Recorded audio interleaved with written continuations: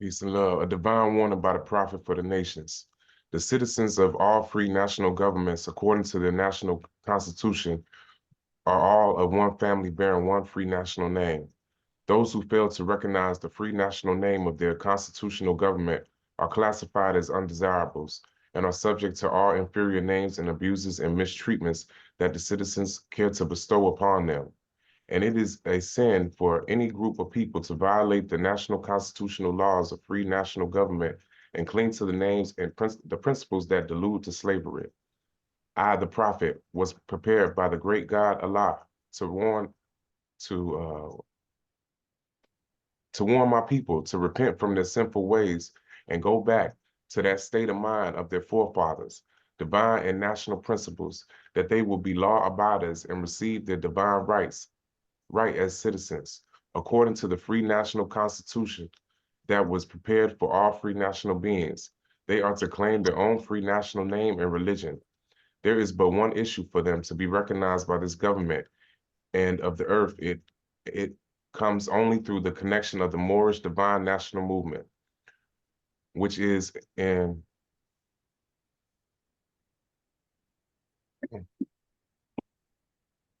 which is incorporated in this government and recognized by all other nations of the world. And through it, they and their children can receive their divine rights unmolested by other citizens, that they can cast a free national ballot at the polls under the free national constitution of the state's government and not under a granted privilege, as has been the existing conditions for many generations. You who doubt whether I, the prophet, and my principles are right for the redemption of my people, go to those that know law in the city and among the officials in your government, and ask them under an intelligent tone, and they will be glad to render you a favorable reply. For they are glad to see me bring you out of darkness into light. Money doesn't make the man. It is the free national standards and power that makes a man and a nation. The wealth of all national governments, gold and silver, and commerce belong to the citizens alone, and without your national citizenship by name and principles, you have no true wealth, and I am hereby calling on true citizens that stand for a national free government and the enforcement of the Constitution to help me in my great missionary work, because I need all support from all true American citizens of the United States of America. Help me to save my people who have fallen from the constitutional laws of government. I am dependent on your support to get them back to the constitutional fold, again, that they will learn to love instead of hate, and will live according to love, truth, peace, freedom, and justice, supporting our free national constitution of the United States of America.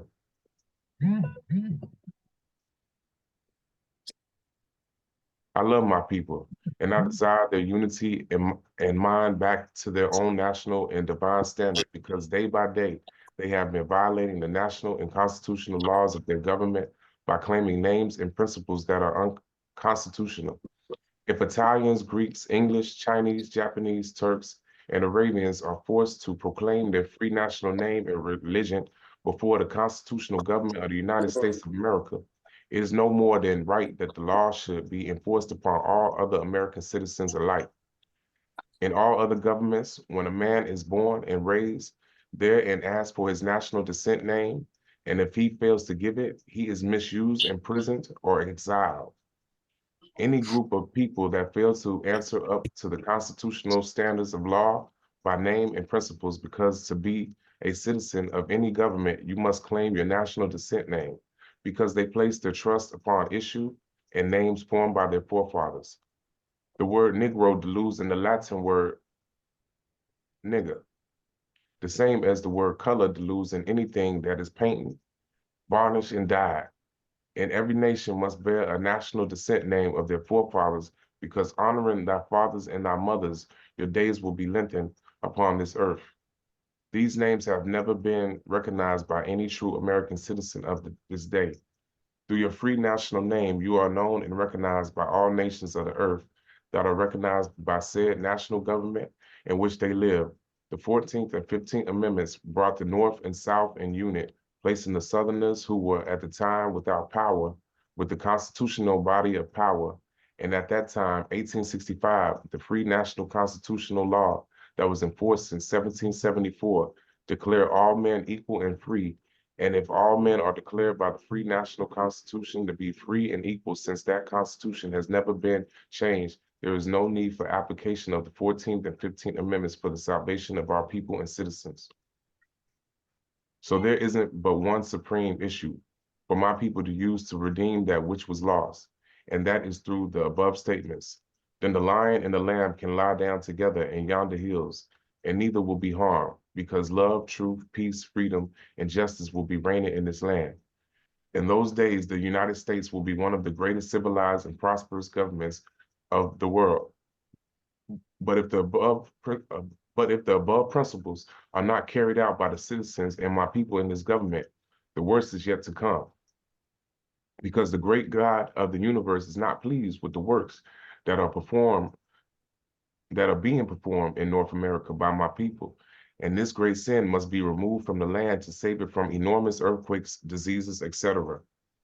And I, the prophet, do hereby believe that this administration of the government, being more wisely prepared by more genius citizens that believe in their free national constitutional and laws, and through the help of such classes of citizens, I, the prophet, truly believe that my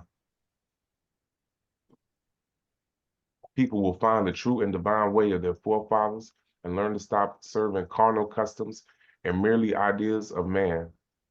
They have never done them any good, but have always harmed them.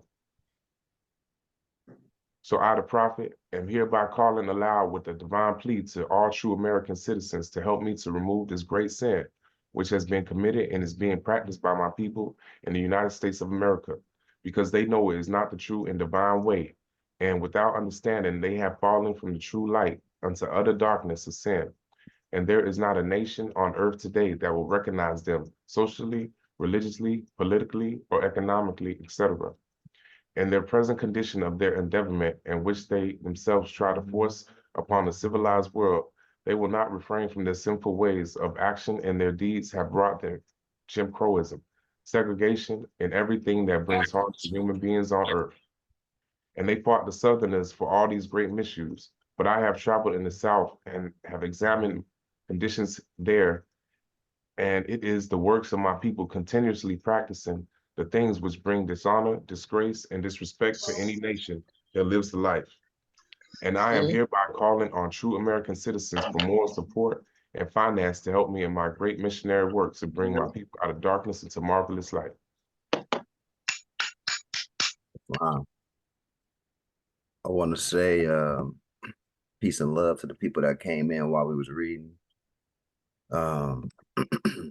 Empress Pecola, Jalil, Brother Anthony, Non-L. Peace and love. Hope everybody have a good week. Peace and love. Peace and love. Peace and love.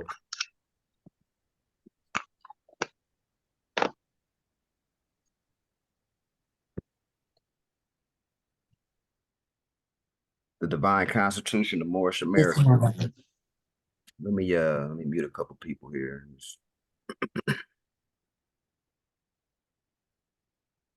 Peace and love, everybody. Peace and love.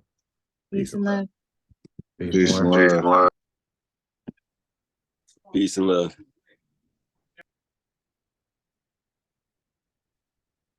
The Divine Constitution of Moorish America. The Grand Sheik and Chairman of Moorish America are empowered to make law and enforce law with the assistance of the Prophet and the Grand Body of Moorish America. The Assistant Grand Sheik is to assist the Grand Sheik in all affairs if he lives according to love, truth, peace, freedom, and justice, and it is known before the citizens of Moorish America. All meetings are to be opened and closed promptly, according to the Circle 7, in love, truth, peace, freedom, and justice. Friday is our holy day of rest, because on Friday the first man was formed in flesh, and on Friday the first man departed out of flesh and ascended into his Father God Allah. For that cause, Friday is the holy day for all Muslims all over the world. Love, truth, peace, freedom, and justice must be proclaimed and practiced by all citizens of Moorish America. No citizen is to put in danger or accuse falsely his brother or sister on any occasion at all that may harm his brother or sister, because Allah is love. All citizens must preserve these holy and divine laws, and all citizens must obey the laws of the government, because by being a Moorish American, you are part and parcel of the government and must live the life accordingly. No organization of Moorish America is to cause any confusion or overthrow the laws and constitution of the said government, but to obey thereby. With us, all citizens must proclaim their nationality, and we are teaching our people their nationality and their divine creed, that they may know that they are part and parcel of the said government, and know that they are not Negroes, colored folks, Black people, or Ethiopians, because these names were given to slaves by slaveholders in 1779 and lasted into 1865 during the time of slavery. But this is a new era of time now, and all men must proclaim their free national name to be recognized by the government in which they live in the nations of the earth. This is the reason why Allah, the great God of the universe, ordained Noble Jew Ali the Prophet to redeem his people from their sinful ways. The Moorish Americans are the descendants of the ancient Moabites, whom inhabited the northwestern and southwestern shores of Africa. All citizens must promptly attend their meetings and become part and parcel of all uplifting acts of Moorish America. Moorish Americans must pay their dues and keep in line with all necessities of Moorish America, and then you are entitled to the name of faithful. Husband, you must support your wife and children. Wife, you must obey your husband, and take care of your children and look after the duties of your household. Sons and daughters must obey father and mother and be industrious and become a part of the uplifting of fallen humanity. All Moorish Americans must keep their hearts and minds pure with love and their bodies clean with water. This divine covenant is from your holy prophet, Noble Jew Ali, through the guidance of his father Allah. Islam. Peace and love, brother Puno.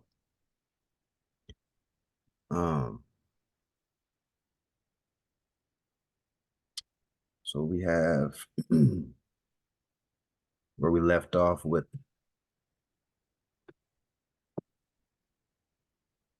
the African presence in early Asia.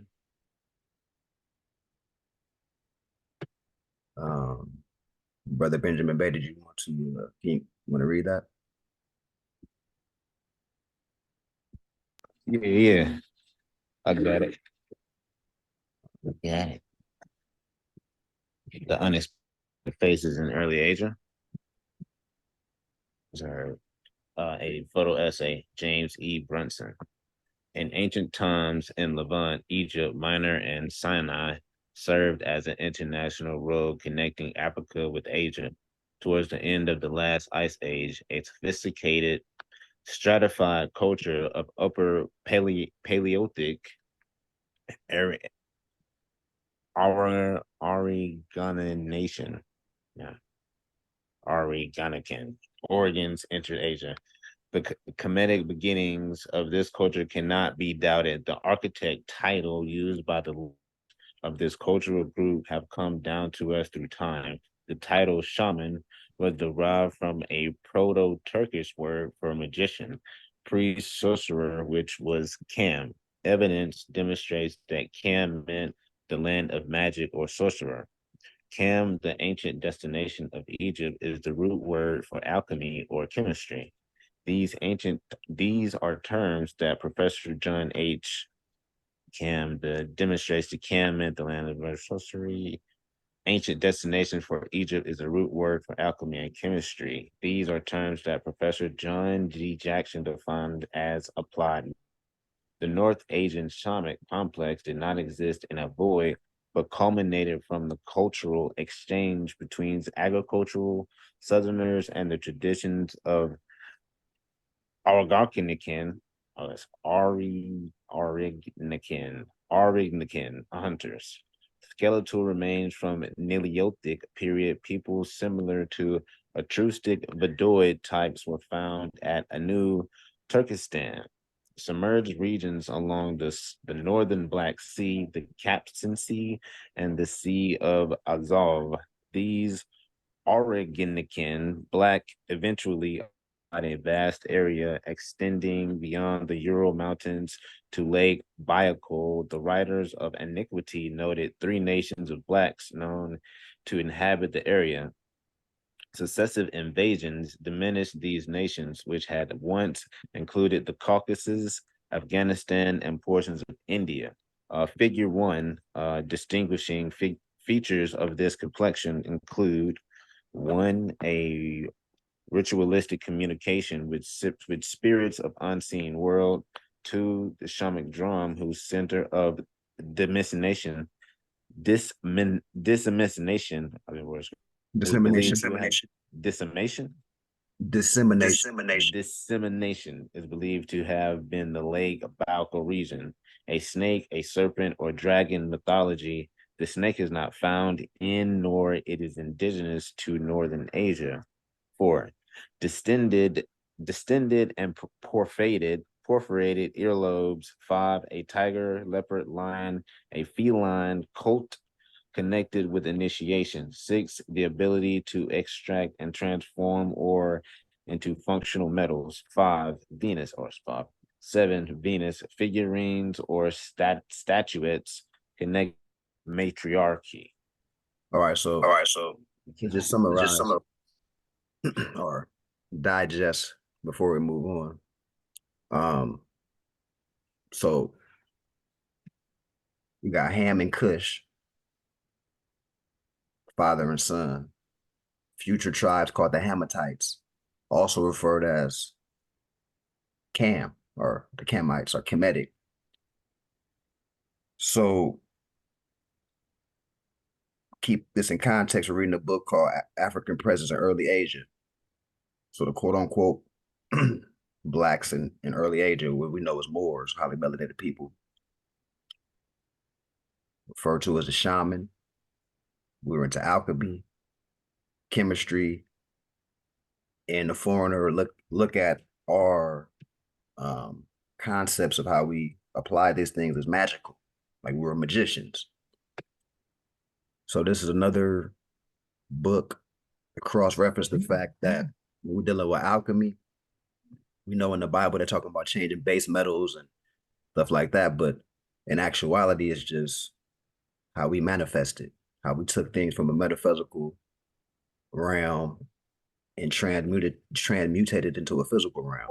Simply our thoughts made it to something we can touch. Classic example I like to always come up with: I'm going to work out tomorrow.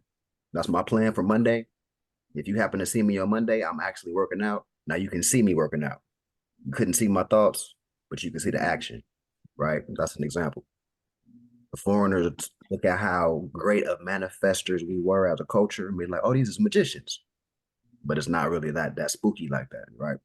So here's another example in this book of how the ancient ones conducted themselves. And I noticed Venus. They brought up Venus. That's the star in the flag, in our national flag, right? Dealing with fertility, matriarchy, etc. And notice it brought up the snake, the serpent, the dragon. We know that's Kundalini energy, right? Mastery of lower self, or the root chakra, to graduate to the heart chakra, to activate the pineal, to eventually activate the crown. That snake, right? Those spinal fluids traveling up to activate the medulla oblongata. I think I butchered the name. But those are things that stood out to me. Anything anybody else wanted to share? I wanted to mention number 7. They also talk about the matriarchy. Mm-hmm. How nowadays it's like a very patriarchal kind of system, but anciently it was a matriarchy. So that's something that was practiced before. Right. All Moorish culture. Venus goes with the matriarchy.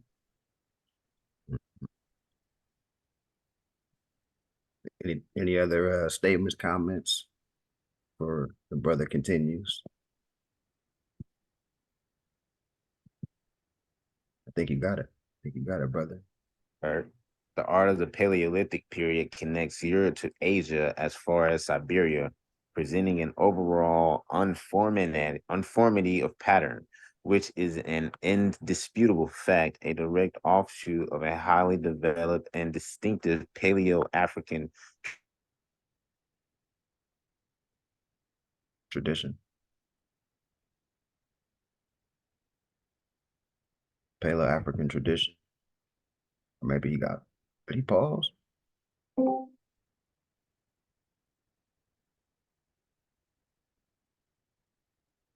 Until he comes back. Are you on mute? Brother Benjamin, you there? I think he froze. No, yeah, I think he froze up. Now there you go. Hello? Are you back? You back? Yo.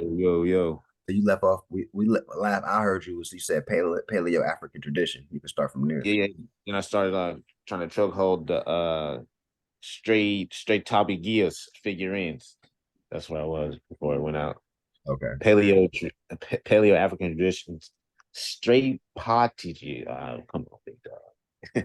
Figurines bear testimony to the artistic as well as physical characteristics of their creators. It's a figure too, so probably gonna see some. Here we go. Here's some examples. Pictures of women. I got a book kind of like this. It's always a picture of like mother, either like look like she's like with child or something like that. Not to be vulgar, but it's like if you're not looking at it, lower self. Yeah. All right, so these are the original Asiatics. This figure right here is the bust of they call it the bust of a quote unquote black warrior or Moorish warrior in Afghanistan.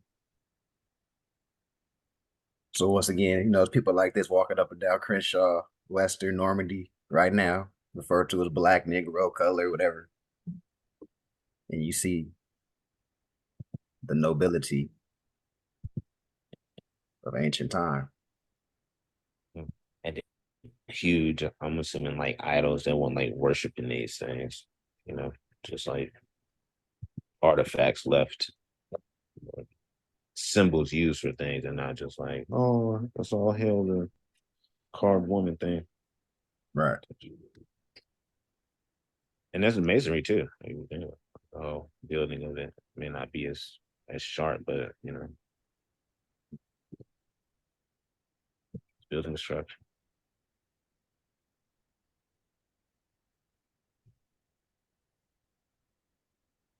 So I think you're right here by 1600. I mean 6,000 BC. That's all right. Let me jump to the left, 6,000 BC. All right.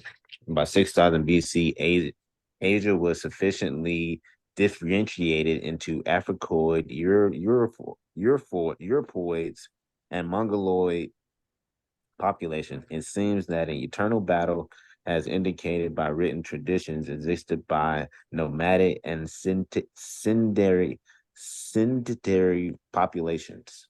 Mesopotamia. The bond between Mesopotamia and Africa existed. Sheesh. My bad. I was trying to move you down. That was waiting for my screen to load back up. Existed well into the modern times, while there is a consistent report of interaction between Egypt and this region. Paleo-Africans also contributed to the development of these high cultures. In antiquity, the city-states of Mari, Syria, and Lachish, southern Palestine, occupied strategic centers of importance. Mari, 24,000 to 1350 BC, which sounds suspiciously similar to Tamari, an Egyptian goddess, was regarded as one of the outposts of the old Sumerian culture. At one time, it held sway over the whole of the southern Mesopotamia. Remnants of the Black Guard, still in power at the time, commanded trade routes to Egypt, controlled the timber of Amanus and Lebanon, and the mines of Antalya. Portraits from the royal palace of King Zimri Ilimian, 1780 BC, depict Black warriors. Figure 3 and royalty figure 4, that while obviously Africoid were culturally aligned to Mesopotamia, There is later mention of black Syrians in contrast to white types in figure 5. While Mari was later submerged by Semitic strengths to suggest a fate for the city-state of Lachish in the kingdom of Judah would be erroneous. Figure 6, this kingdom, which easily dates back to 1350 BC, was sacked by the Assyrian king Sennacherib, 664 BC, a ruthless monarch who recorded for all posterity the ethnic features of the Judeans, figure 7, a Roman coin depicting Christ, a descendant of the house of David, points to the family likeness, alkaline and round noses, full lips, and woolly hair, which has been described as lamb's wool. The earliest inhabitants of Palestine came from Egypt. The skeletal remains discovered in a mass burial tomb dated in the 17th century BC are constant with the earlier finds. The evacuation uncovered a mass of human bones, which was estimated to form the remains of 1,500 individuals. Remains of 695 skulls were brought to London by the British expedition. Curiously, the crania indicate a close resemblance to the population of Egypt at this time. The relationships found suggest that the population of the town in 700 BC was entirely or almost entirely of Egyptian origin. They show further that the population of Lachish was probably derived from Upper Egypt. If so, this indeed is a conclusion of far-reaching implications. So just real This quick, just to summarize what we're reading here. So we know foreigners called our people Egyptians. A more archaic word would be Tamare for Egypt. And as you can see in this word, you have Moor. Vowels are interchangeable. Or the land of the Moors, or Ta, if I'm not mistaken. Which became Terra, which just means land. So the land of the Moors would be more ancient than saying Egypt. So we're talking about Moors. Then we got Mesopotamia. Ask anybody from Iran, they're gonna say the ancient expression for Iran is Mesopotamia. And once again, they got feathers and turbans on statues in their land of Moors. Also, what was mentioned was figure 3, figure 4, and figure 5. So let's take a look at these figures for what the ancient Syrians look like, right? I look like Samurai Jack. Right, Samurai Jack, right? So people loosely refer to as black, Negro, and colored, were at one time inhabit nobles. No lie. The one on the right at the bottom is kind of you, right? With the twist. That's me. Hey. Yo, that's crazy. They really Moorish for real, man. My stepdaughter for Black History Month, her school, like the schools is effed up. Her schools was teaching about Scarface and something else during Black History Month. They don't teach this type of stuff. It's crazy. Crazy. I could see when I was reading about the nose and the lips right here on to the left with the side profile. Yeah, that's crazy. Yeah, that's like somebody auntie The like nose is what gives it up all the time. You know what I'm saying? Yeah. That's why they destroyed the noses on everything. And the turban, and I'm assuming that's an earring, Right. Some type of ear jewelry. We see that today, right? Our people with the, pearl. Yeah. Turban with the pearl. I definitely wrap my locks up like the picture on the left all the time. Wow. Right? The Akashic Records. You're doing it because your ancestor did it subconsciously, Word. So this is the ancient unexpected faces in early Asia, right? Mm.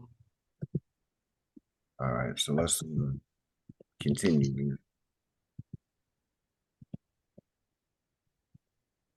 Here's some more. Mm. So these people referred to as Jewish, the Jewish captives from Palestine. And they make emphasis on the curly hair, especially the beard Right. use and all that.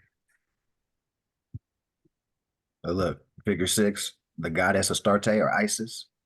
Mm. So ancient Palestine, 1350 BC.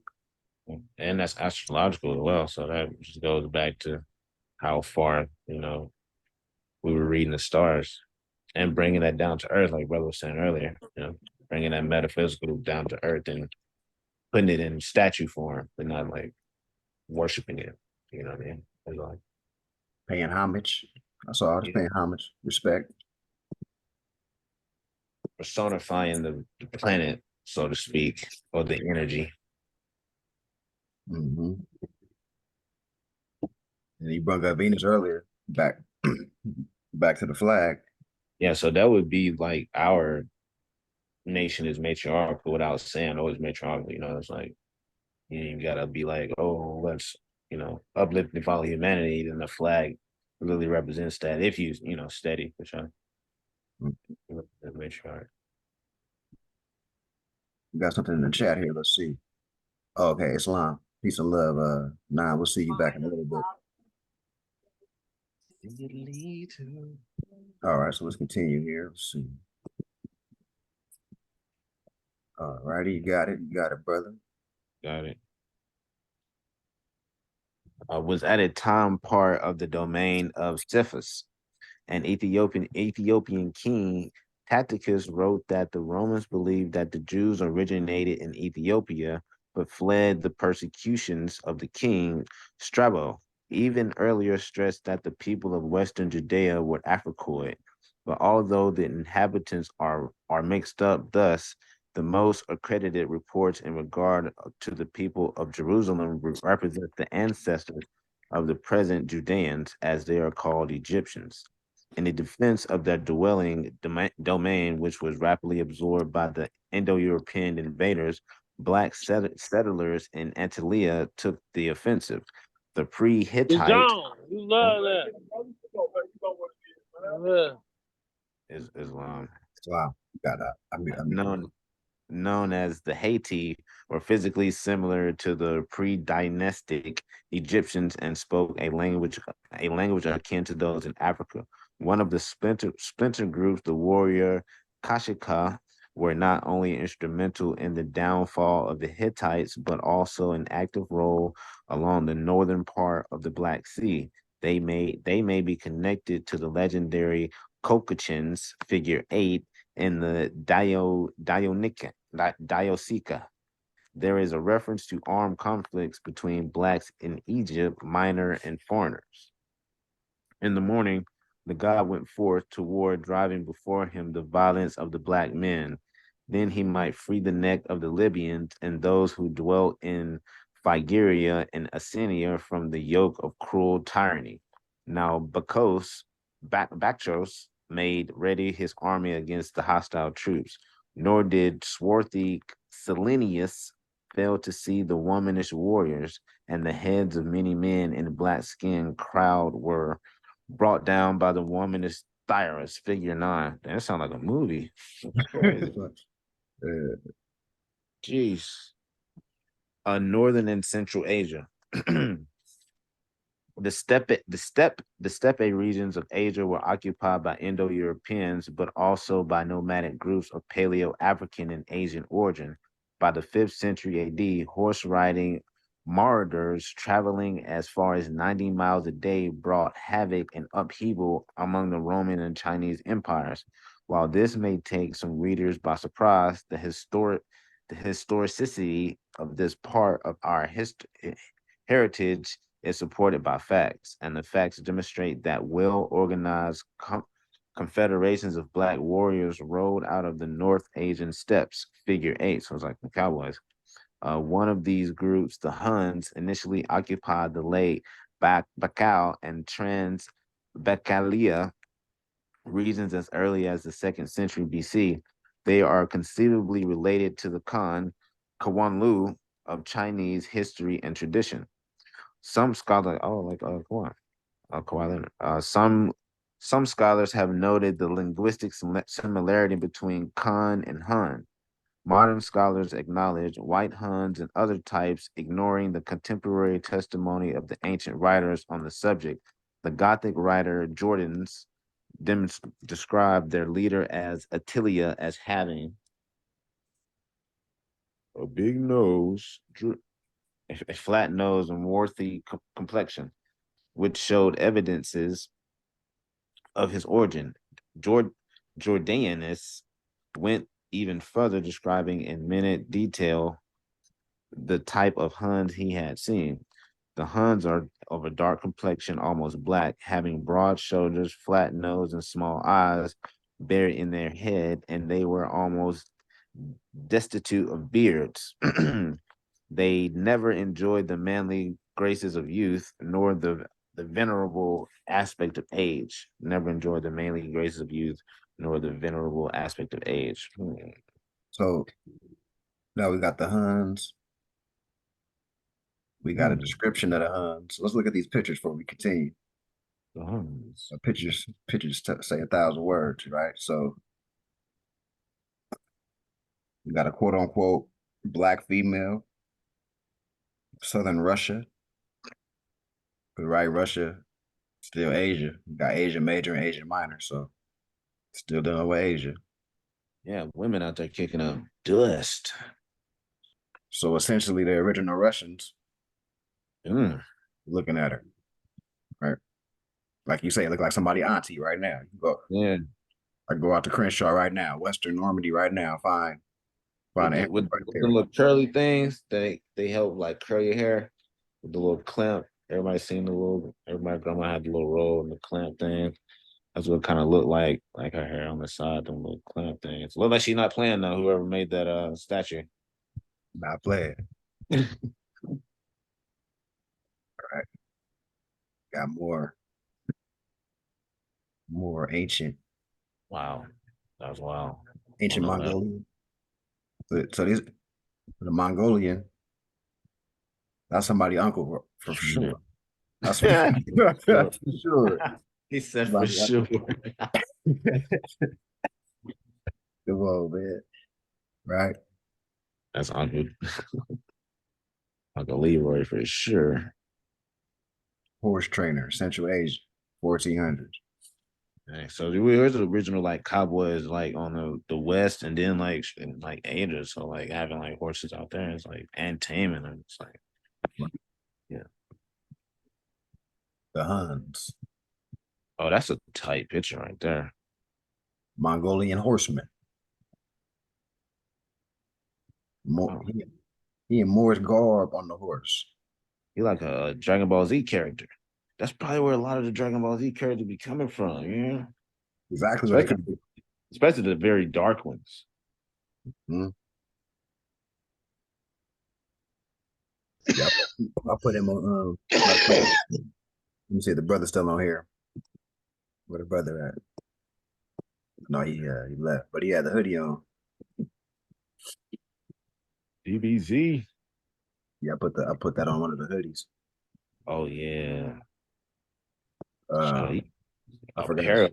Bunch of pair of everything. Shout out Cleveland Society. Like Mickey Mouse with he put a Cleveland Society on everything, a pen, cup, you. It's allowed to that though, brother, for sure. That made me think of that. But yeah. That signs and symbols, man. You gotta hit him with the signs and symbols. Yeah, man. That's just tight. All right, you got it. I think it's the ethnic beginning. Yeah. The ethnic beginning of this nation, Khan, which meant dog, is the origin of the Mongolian royal title Khan, or great dog. Later, these people in their invasions of Eastern Europe were referred as the Black Tatars, or children of hell. Wow. They called themselves Kara Kahati, that sounds tight, or Black Khatians. I'm trying to say that cool. After the collapse of the Hunnic Empire, several splinter groups developed into nations which took possession of the steppe north of the Black Sea and around the Sea of Hazov, the Black Bulgars, who established a kingdom around the Lower Don River in 635 AD, and the Black Hungarians, who continued to dominate the Ural steppe, were somehow connected to a mythological people known as the Vanir. According to the legend, the Vanir before their demise were an agricultural, matriarchal, and peace-loving nation. Their disappearance was brought on by battles with the nomadic, war-loving Asir. Recent anthropological studies confirm the existence of the Vedic Astroloids and Negroid types among the ancient Bulgarians and Hungarians. So now That's we it. see Basically, again. That's the Khan, right? Because now we see later Kublai Khan and Genghis Khan And you know what?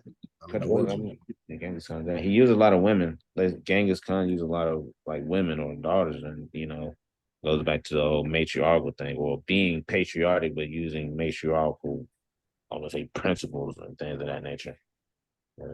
Yeah, but that reminded me of Moors, mooring all over the world with the boats and all that right here. I'm like, wow, seafaring people. Whether it's Asia, Russia, Morocco, so where we were in that war to get into it. But East Asia, I think. Yeah, East Asia.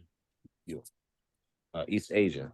Beyond the sea, the southwest, south of the Red River, Southeast Asia, and west of the shifting sands, a man wearing two green snakes on his ears and rides on two long dragons, and his name is Kai, the Lord of Sia. Kai ascended to heaven 3 times to have audience with God. The dragon or serpent played an important role in early Chinese mythology and was prominent in the art of the Shang dynasty, the dynasty which ruled between 1766 and 1022 BC.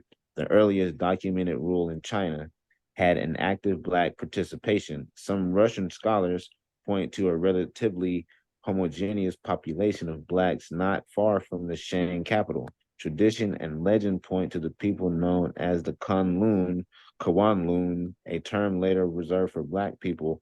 When conquering Zhao or Chao dynasty emerged, they described their victory over a people possessing black and oily skin. Chinese annals refer to dark kings, and the Shang called themselves the dark-haired people.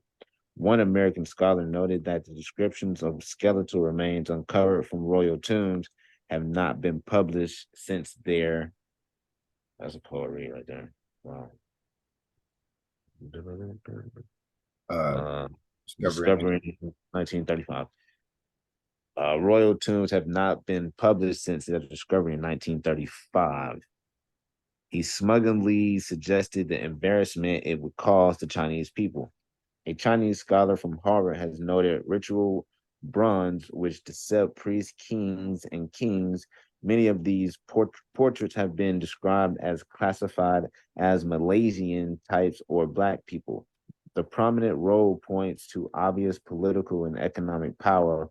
Bronze at this time, because of its expense, was used solely for the enhancement of the elite. Figure 13, the deception of a king symmetrically flanked by tigers or dragons was a symbol of the highest status. Figure 14, based upon this evidence, it seems to me that the conclusions drawn on the sculptures must have been based in part upon skeletal remains in the tombs where the bronze were found. Oh, so real quick, I know we see today like the tiger going uphill or downhill, and a lot of Asiatic paintings and manuscripts and things like that. So now we see the origin, the tiger, the dragon. It was a symbol of high status. Yeah. And that high status came from But the Chow Dynasty or the Dark Kings, I right? think I'm using a comic book or a movie or something. Like imagine like reading this in like fifth grade or something like that. Or these elements you've seen in different cartoons. Yeah, that'd be crazy. Look, we got a fez, we got a Tartary fez, like the ones that Seer be wearing, Okay. Cool. right? Let's say who was this? Oh, so this Africoid type of southern Russia. Russia. They're dealing with Asia. So we're looking at the origin, right? Did y'all just say Russia? Russia, yeah, Yeah. this is the original Russian right now. And that nose is consistent. Not like that Stop nose is playing.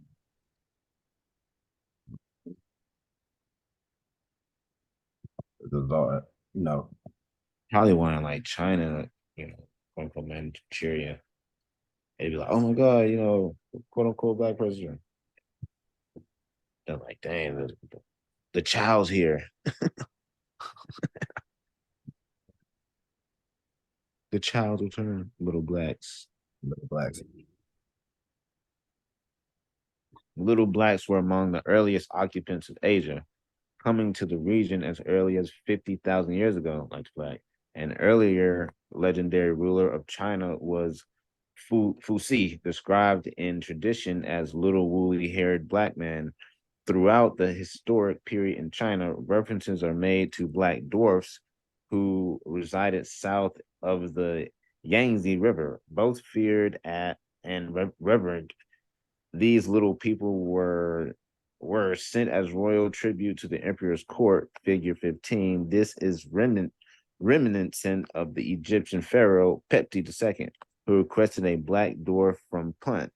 It is conjectured that these little people migrated further south while others remained behind, giving rise to swarthy skin types of southern China. The kingdoms of Southwest Asia emerged as early as 200 BC in a region highly saturated with blacks, reinforced by migrants from southern China and India. These kingdoms, Hapa, figure 16 and 17, Funan, Capuchi, figure 18, Zabaj, figure 19, and a host of other powers, alternately bidded for the supremacy testimony from the early Chinese travelers described them as black in skin color and frizzy haired. Figure 20. Awestruck by the pride of these people, one visitor wrote, they consider black the most beautiful. In all southern regions, it is the same. These illustrious hegemonies thrived upon commerce, trading with the places as far away as Africa. While Chinese people referred to the black-skinned people as Kunlun, Arab traders confirmed their testimony. Musadi, an Arab author, called these people Zans, a term reserved for blacks in Asia and Africa. Just real quick, real quick. So we have trade. Talking about, we think it was Silk Road, right? Yeah. That trading route from the Americas to what they call Manchuria. And then we have, can't forget about the timeline. 200 BC. I think earlier it was 50,000 years ago, and that our flag had is as old as 50,000 years. It's not 50,000 years old, but on record it goes back up to 50,000 years old. And Prophet said we was all over this thing, trading, making dredging rivers, for trade, over here in that. Yeah. And I thought about the dwarfs or the Smurfs because they wear the hats and they deal with magic, right? And I'm like, dang, I'm like, right. That was like that's when I was reading. I was like thinking of that. I'm like, oh wow, dang! I immediately thought about that because we were talking about reading about magic earlier, and I'm like, oh, okay, yeah. Then yeah, that's what I'm gonna say too. You took it out my thoughts. And the leprechauns, how they supposed to be, right? Yeah. Magical and deliver gold and Stirring up Which is pots. a symbol of high status again. You know, you got gold, you know, you're dealing with trade, you're getting probably paid, you know what I mean? So things of that nature. So it's another symbol to go along with the statues that was had bronze on them they were finding, if I'm not mistaken, things of that nature. And the tigers and the dragons, you know, those symbols of like, you know, they don't have to write like, oh, this person was of this status or this person was important. You know, the regalia they have on resembles that. You know, like a picture worth 1,000 words or a symbol. Mhm. Yep. Like you. What we had among the prehistoric. I'll start from there. Oh, right here. Yeah, Okay, yeah, okay. Among the prehistoric. There you go. yeah. Among the prehistoric and protohistoric populations of Japan were Africoid types, anthropological, described as Ashoma, the Ashima, who appeared to be the ancestor of the early Anu, were short in stature, had long heads, broad noses, prognathium, prognathism, an ancient tradition points to the conquest of Japan from the southeast by a race of warriors of black or near black origin. These invaders were probably the ancestors of the black Samaria and later Oh, no, samurai. So you got, samurai. yeah, you Priest, gotta say priest, that. black samurai. Heard. We just talked about that. The Yeah, black samurai. yeah. Mm. And later Shogun Sakanai Tamaru Maru. They sound like Naruto characters. Sakanai. Shut up, bro. Oh, I got you. Sakanai. I apologize, my brother. Whatever your name is, Mr. Father. Peace be upon you. Father and Okay. Father and uncle were members of the warrior class. Azum Babito, or men of the East. Oh, heard. The Azum Babito, who had praise song of them in early Japanese literature, are probably the subject of the proverb, for the samurai to be brave, he must.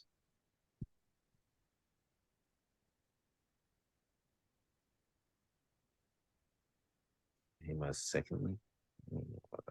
Yeah, it's a little, this ebook kind of, It's all great. again, let's look at these pictures. All right. So we see who the ancient samurai were, the origin of them, right? Mm. Um, His name Jack. so here's a couple brothers dealing with the ancient Shang dynasty, the ancient rulers of the Shang dynasty, dealing with 1400 BC. And that was my point of bringing that up again. These time periods, same time period of the Olmec civilization. And to show once again that the Shi, which were nomadic, traveled to Manchuria and set up Yeah. dynasties. You can tell by the circle designs around the face. It looks the same as, you know, down in South America. And the whole like frame how it was drawn, you know, kind of like cartoons and on Boomerang kind of all look the same. And then on Cartoon Network, Nickelodeon type deals, like, you know, you can tell they're all heavily influenced and travel from here to there doing the same thing. And the lips and the nose came with them, as you can see. High cheekbones. Right. Yep, the high cheekbone. You see how they emphasize them? Yeah. Emphasize the lips, emphasize the nose. These are common themes. It's like they're really trying to tell you something. But we were trying to remind ourselves. But just let me reiterate that.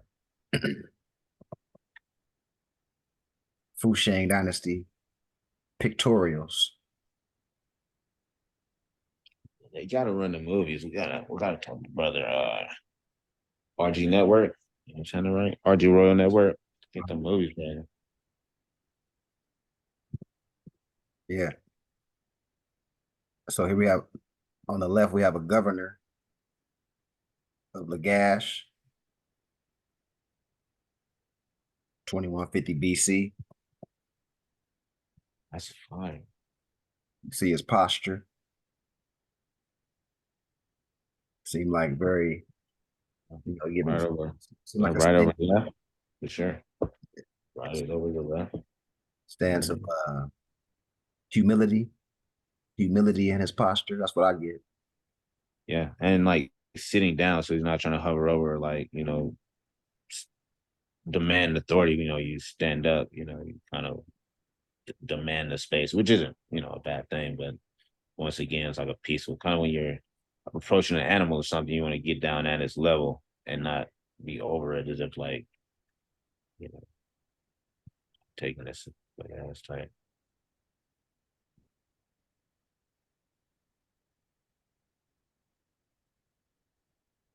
Oh, it's Images. probably the dwarfs. It's right, Dart. So I'm gonna show the images before we go back up to the reading because you kind of they kind of mentioned them in that paragraph he was reading. So yeah, so the Black Dwarfs from China, the Tang Dynasty.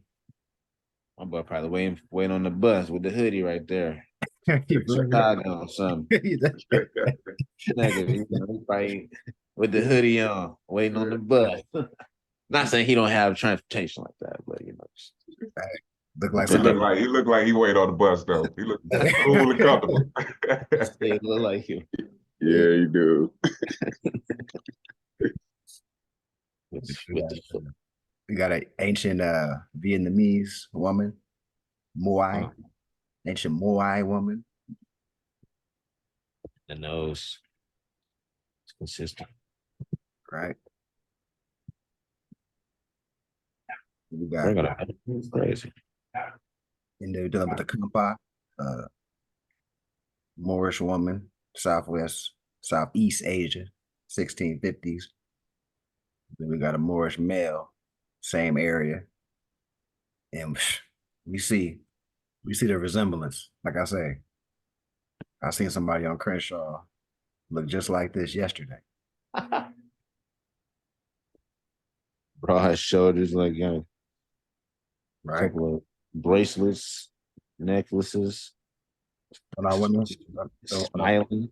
don't our women still wear the hoop earrings to this They day? got the hoop with the extension on it. They got the couple of they got the hoop and then somebody dangling down and all that, like it's got some true accessories there Right. with the curly hair. It is wild, and it's like I don't know whether they like can't hide anything. We're like all over this place in a real way. All right. So I think you're at the third dynasty of Ur. Or you can pick it up from there. Third dynasty of Ur. All right. The third dynasty of Ur. For most of her history, Sumer consisted of the number of largely independent city-states. Each such entity contained a comparatively large urban center around which were the smaller satellite towns and villages. As frequent intervals, however, the Sumerian city-states co-seeded to form powerful unified kingdoms led by provincial leaders endowed with divine status. Such was the case during Ur's third dynasty. Ur itself, while not the earliest great Sumerian cities, was arguably the most important at her height. Ur covered more than 4 square miles, quite large for the time, while the third dynasty was her most illustrious era. Written records acknowledge her existence until 440 BC. The third dynasty itself lasted nearly a century. From 2112 to 2015 BC, under the reign of 5 brilliant rulers who elevated Ur to the status of the great empire. The third dynasty rulers of Ur assumed the titles of King of Summer and Akkad, and this was not the first time a Sumerian city-state had reached out to. So somebody staying in California, like Ur.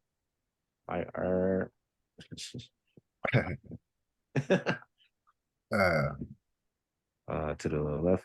A bit of black blood. Have a bit of black blood. Traditions point to these people as coming from southern China. In this belief, Sumer, we have attempted to support the presence of the apricot type in early Asia, with pictorial evidence. This presence is to be noted amongst prehistoric and historic remains. Yeah, that's it for this chapter. But Or, let's marinate on these pictures though, man. that's definitely somebody for sure on the left. Right? And the features for sure.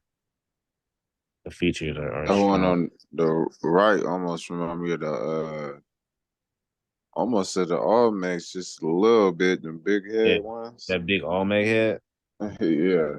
with the they had the fez onto the side. I know exactly Yeah. what you're talking. Yeah, The joint on the left, is that a female? yeah. So she got a ponytail with the curls. And it seemed the other women were smiling too. It seemed like they got them smiling. That's pretty beautiful. The other woman that with the earrings, she was smiling as well. So that was pretty tight. I probably had some grills back in the day too. Yeah, yeah, that's probably what it was. Little gold piece somewhere. They find them like bronze. That probably got bronze in there then. You read my bronze Yeah. earlier. Yeah. With the bronze teeth. And then we're dealing with bronze statues, so Mm. bronze, copper, those are synonymous, right? Copper.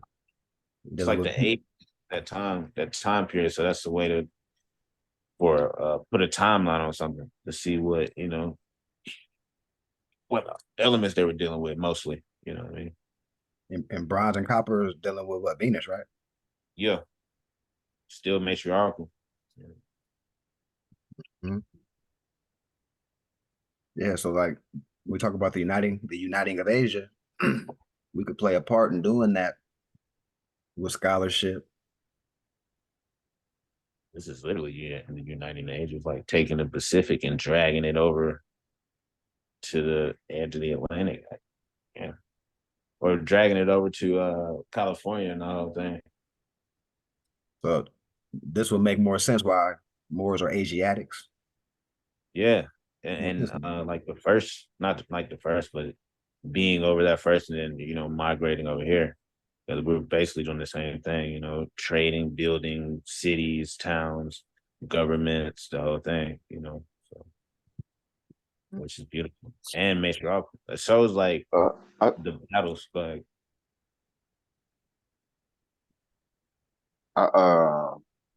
so is it so is the far as with the Moors, is it originating basically um because I thought it was like West Africa.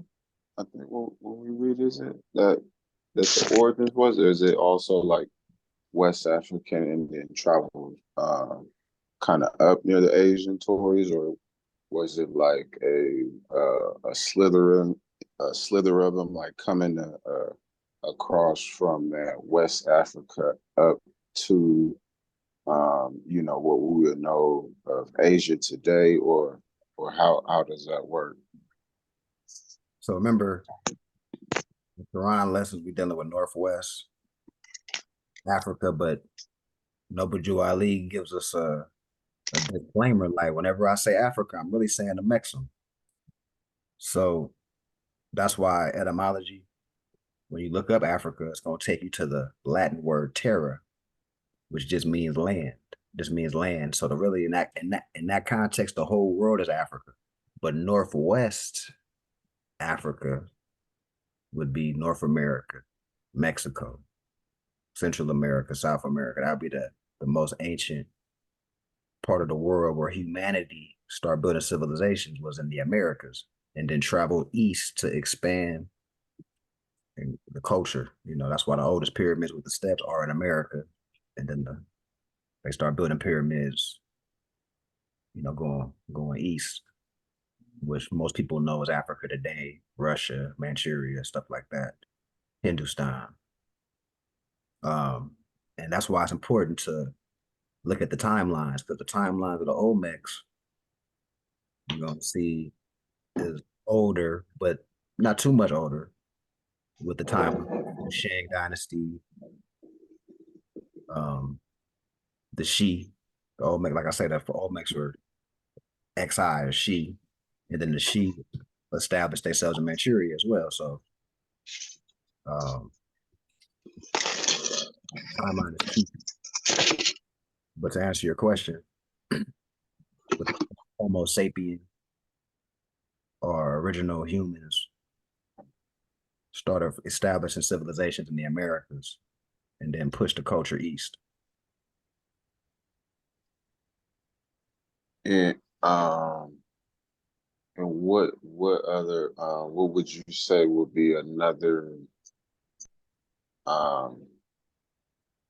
like key evidence to like back something like that up, besides so far finding pyramids here that's older than some of them that they found in Africa? What other um, key evidence would like back something like that up? The time frame, the time frame, because that's the major key. If you got a civilization that built infrastructures and they're substantially older than the same structures that were built by the same people later, Yeah. we would just have to use common sense, like, oh, they were definitely here first. And us actually being here right now, like think about it, like it's like a fractality of humans. I got a question. How did these other places besides here that we're talking about, that we're speaking of, where the Moorish presence was dominant, why is it so Europeanized now? Like the face of Russia is European, and it's no Moorish person in the face of Russia. When you look at Russia, what they show you is how can I say it for lack of a better word, white people. When they show you China, it's white Chinese people. When you go to the Chinese store to get your chicken fried rice, it's white Chinese people. How did they come about washing our existence? I know our existence is there. They don't show those parts of the country wherever they are, still lingering. But how did they just basically wash our presence out of the situation? If I can ask that.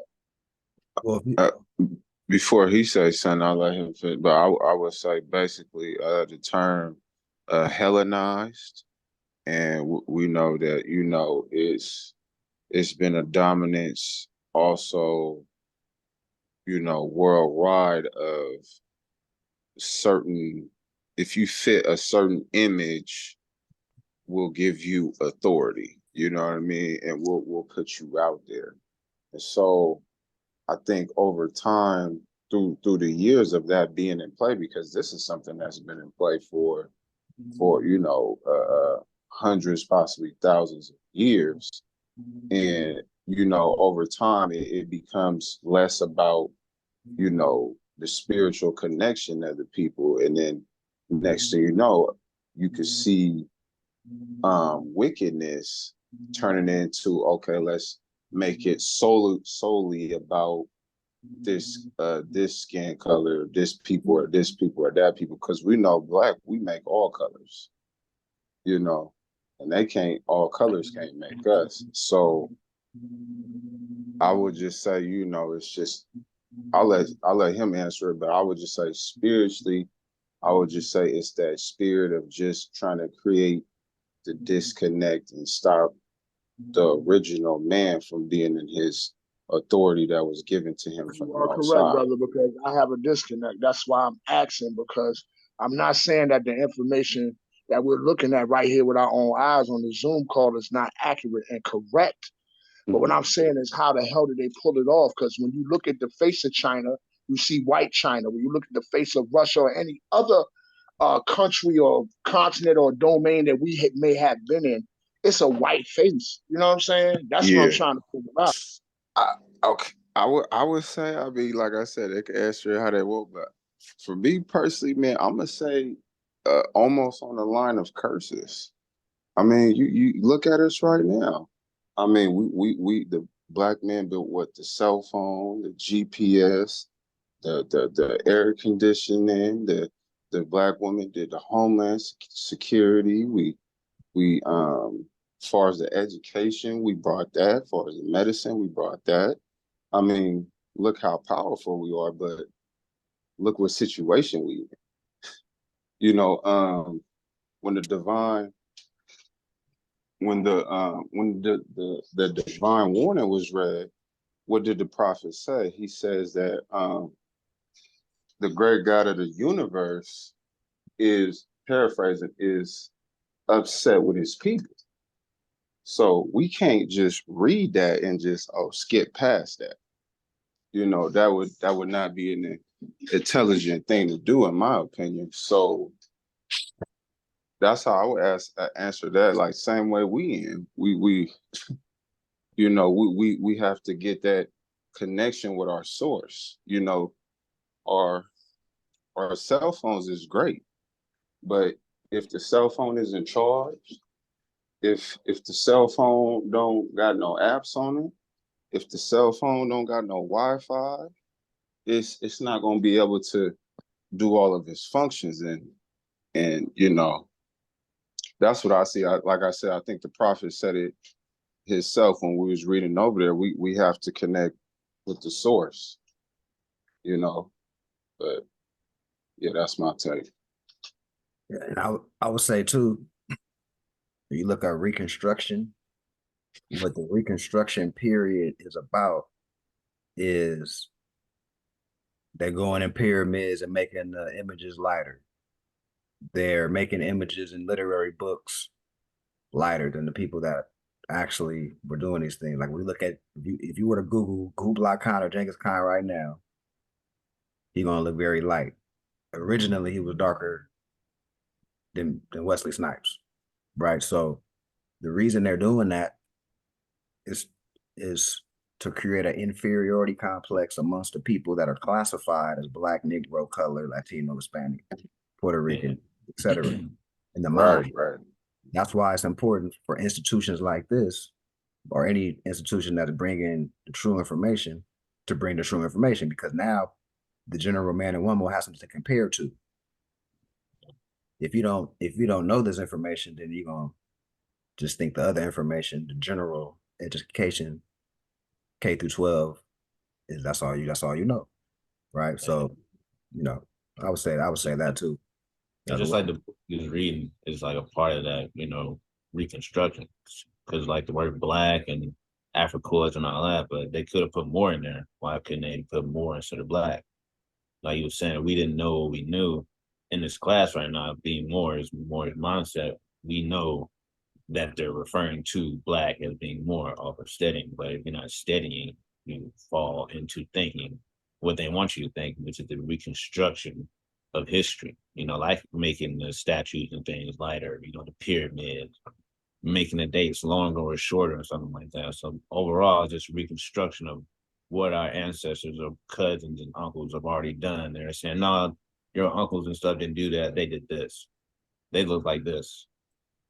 So that's basically how we lost. Or in Russia, you know, everyone looks pale on purpose because they won't put more there. They'll teaching the Russian Moors over there, not Russian Moors, but the Moors classified as Russian over there, black or whatever it may be. I'm sure they're not putting more in front of that. And that's why everything looks like that, because, you know, they're either thinking they're Russian or black, you know, if they have dark skin. But I yield. Yeah, to answer the brother question about why is everything pale now, and this is just my thought. If you go into China, the word China or China, it comes from Qin. Qin is the father of China. Qin was copper color. So once you go into all the copper color people are what they say is dark skinned people are Moors, we was running this planet. So we fail. And when we fail with the knowledge. So they put their own twist and turn on it. And that's how things got to be the way they is. But once you go back into reading and understanding that we just fail. And that's just about it. We no longer the teachers. We became the students. We no longer the rulers. We became the subjects or the servants. So, you know, even with Qin being the father of China, which was copper color, you had Hiawatha, which also was a copper color person. So they telling you the story, but you're looking at the images. So you have to read the story to understand. With that, I yield the floor. Islam. Did that help you out, brother? Islam. Shalom. That Yes, was sir. deep. That was deep. And Yeah. to find the information, it's a book called Awaspi. Go to Awaspi, get the book, and it'll tell you who Qin was. So it's Qin is spelled with an E, not an A at the end. And like you say, a lot of vowels are interchangeable. And it also tell you that Hiawatha was copper colored. So they could project anything they want to outward, but if you read the history, you'll find out exactly who was running what. And we just fell out of power. We no longer have any power.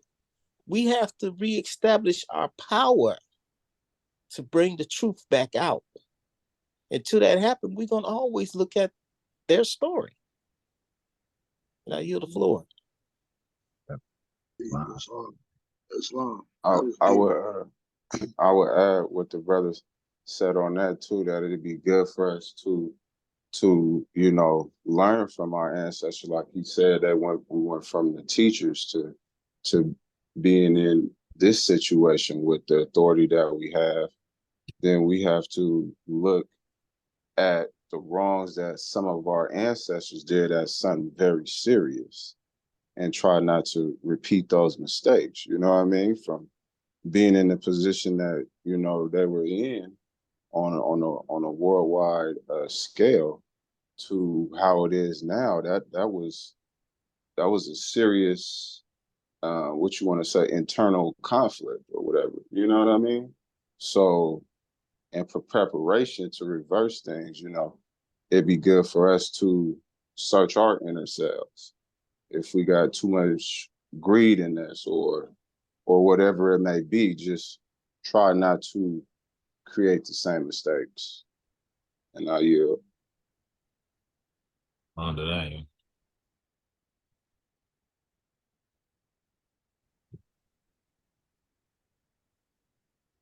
Sorry about that. I gotta use the bathroom, man. Sorry about that. I drank like 3 cups of tea before the meeting started. Sorry about that. So everybody good on this? Will we transition? Yeah, definitely. Peace on that. Islam. All right, Islam. So let's transition to a book titled The 11 Laws. The 11 Laws are Mayat, the 11 Laws of God.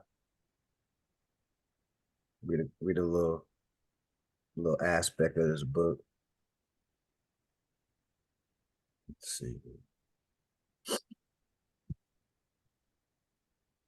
Got chapter 1, fundamental constituents of God's and man's being. The indivisible, so undivided, duality of being.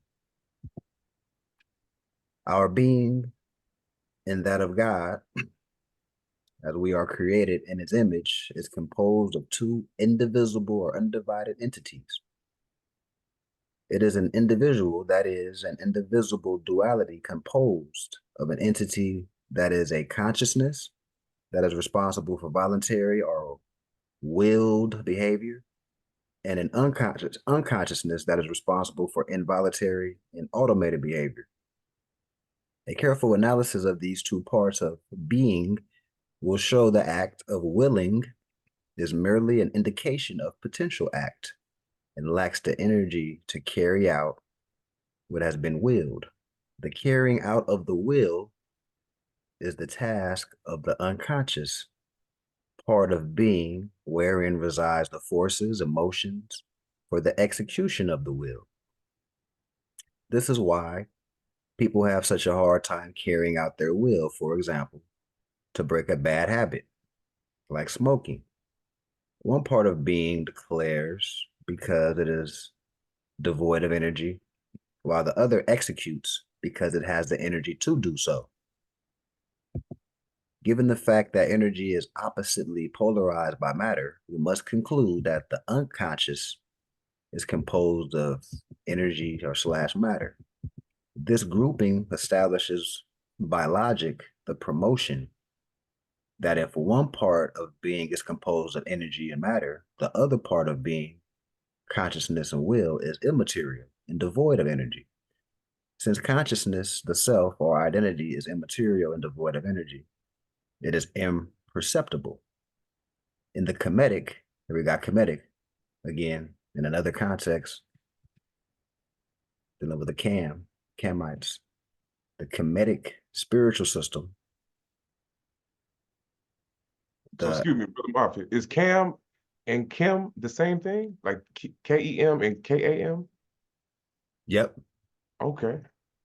And that's why I said, you know, that's referring to Egypt, quote unquote, but really it's Tamaray. That's why in the last book, that's why it's good to read different books for cross-referencing purposes, because you start seeing, remember they said the Kamatites, or really the Hamatites and Kamatites, same thing, were magical. They were into alchemy. Remember we read that in the other book? Right. Alchemy, chemistry, right. Etc. So now we're dealing with the Kemetic or the Tamarayan or the Moorish spiritual system, because Tamaray is literally the land of the Moors, and that's the ancient name for Egypt. Okay. Or Kemetic, right? The Kemetic spiritual system, the imperceptibility of the self was denoted by the divine principle Amen, the hidden, concealed. We will later see that Amen also represents God's identity. We can schematicize the fundamental aspects of being as follows. So let's look at the schematic. Fundamental constituents of being, broken up to the immaterial self and identity. And then we're dealing with the material spirit, not self and non-identity. So on the immaterial self-identity side, when it's active, you have willpower. In its passive state, it's just simply consciousness. On the material side, active is energy now. When it's passive, it's just simply matter. So one is a catalyst of the other to generate, I think that's in science class, potential. Potential energy is energy that is not being used yet. But once that potential energy is used, it's active, all right? It's in motion. It's not sitting still. And they call that Ptah. In the Egyptian Book of the Dead, it's called Ptah. That the generating factor that creates that motion, which is symbolized by the water, matter coming out the waters of none, or whatever, or the turban wrapped around the fez that look like the fez is coming out the waters. That's a whole nother measure. So let me continue. Note that the immaterial part of being, consciousness or will, has been associated with the self/identity. In other words, consciousness is what and who we are. Our identity and willing is what we do. Logically, this means that the material energy part of being, the spirit, is not self. Most readers will find this confusing, since they have been repeatedly told that man is spirit and not the physical body. Man is destined to live in the world as a spirit being and not as a physical being. This is an error that has contributed immensely to the inability of the vast majority of people, so-called gurus and spiritual masters included, to truly give the world an effective system of spiritual cultivation and development. we will see that the 11 laws of God represents the truths governing the behavior of the self or the spirit, not self, and their interaction to produce the events we call life. The manner in which these two fundamental parts of being manifest in the world and interact with each other is distributed through the 11 centers of the spiritual influences schematized at the tree of life. Before I continue, it was a schematic that I didn't show.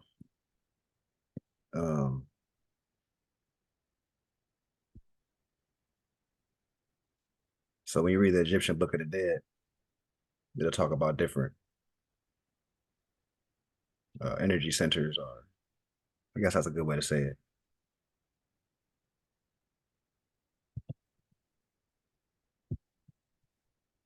Let me go back. I want to show that visual. The manner in which these two fundamental parts of being manifest in the world and interact with each other is distributed to the 11 centers of spiritual influence, schematized as the tree of life. The schematic, that's the root word. This is like a schematic is like a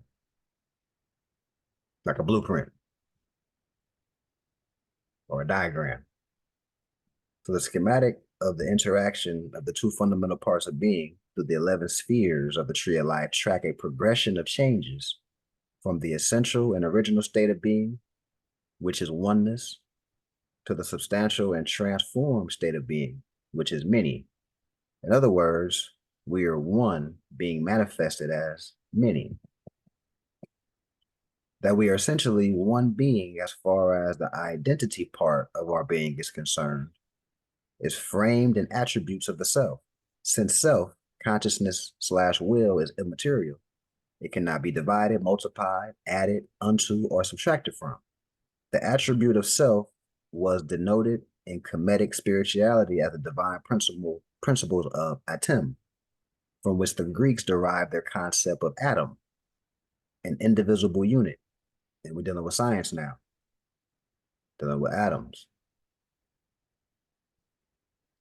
Our oneness as part of the energy or matter, part of our being, is concerned, is framed in the attributes of the essential and original state of energy and material, foundation of our vehicles, dealing with our mind, body, etc. In its original state, our matter is undifferentiated, unstructured, not shaped into forms or things, and our energy is in the state of inactivity, dealing with a state of peace, nirvana or hatet, not moving. This state of being corresponds to 0 on the tree of life.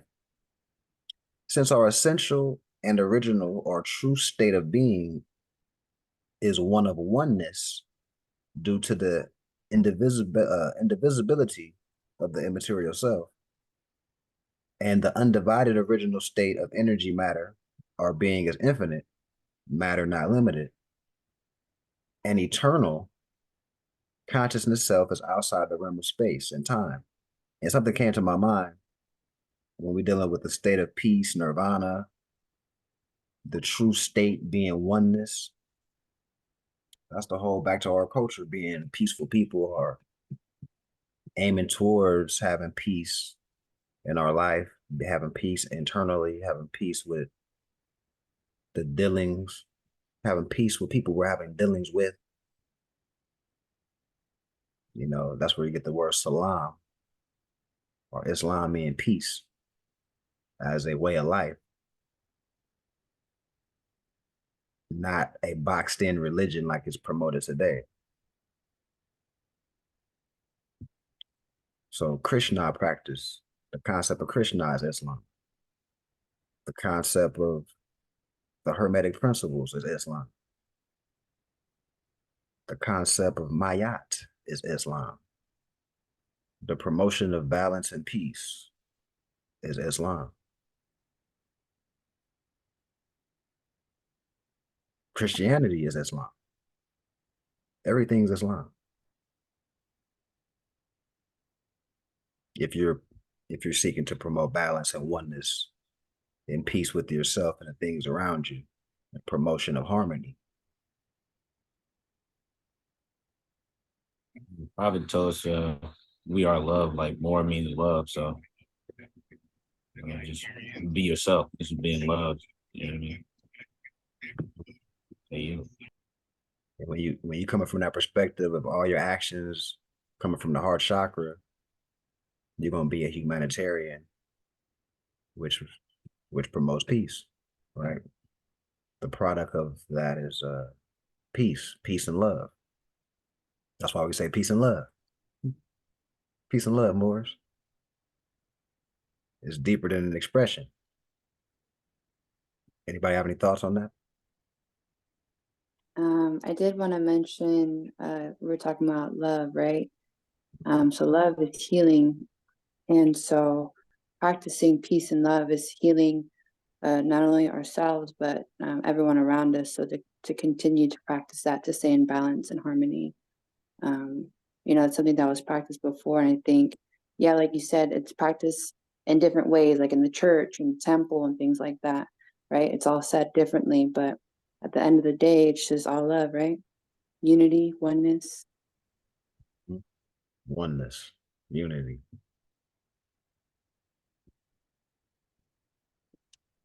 Any other thoughts? Statements, comments on this? You said Christianity is Islam. Can you break that down a little? Because I feel like Christianity kind of contradicts what I'm now learning. You know what I'm saying?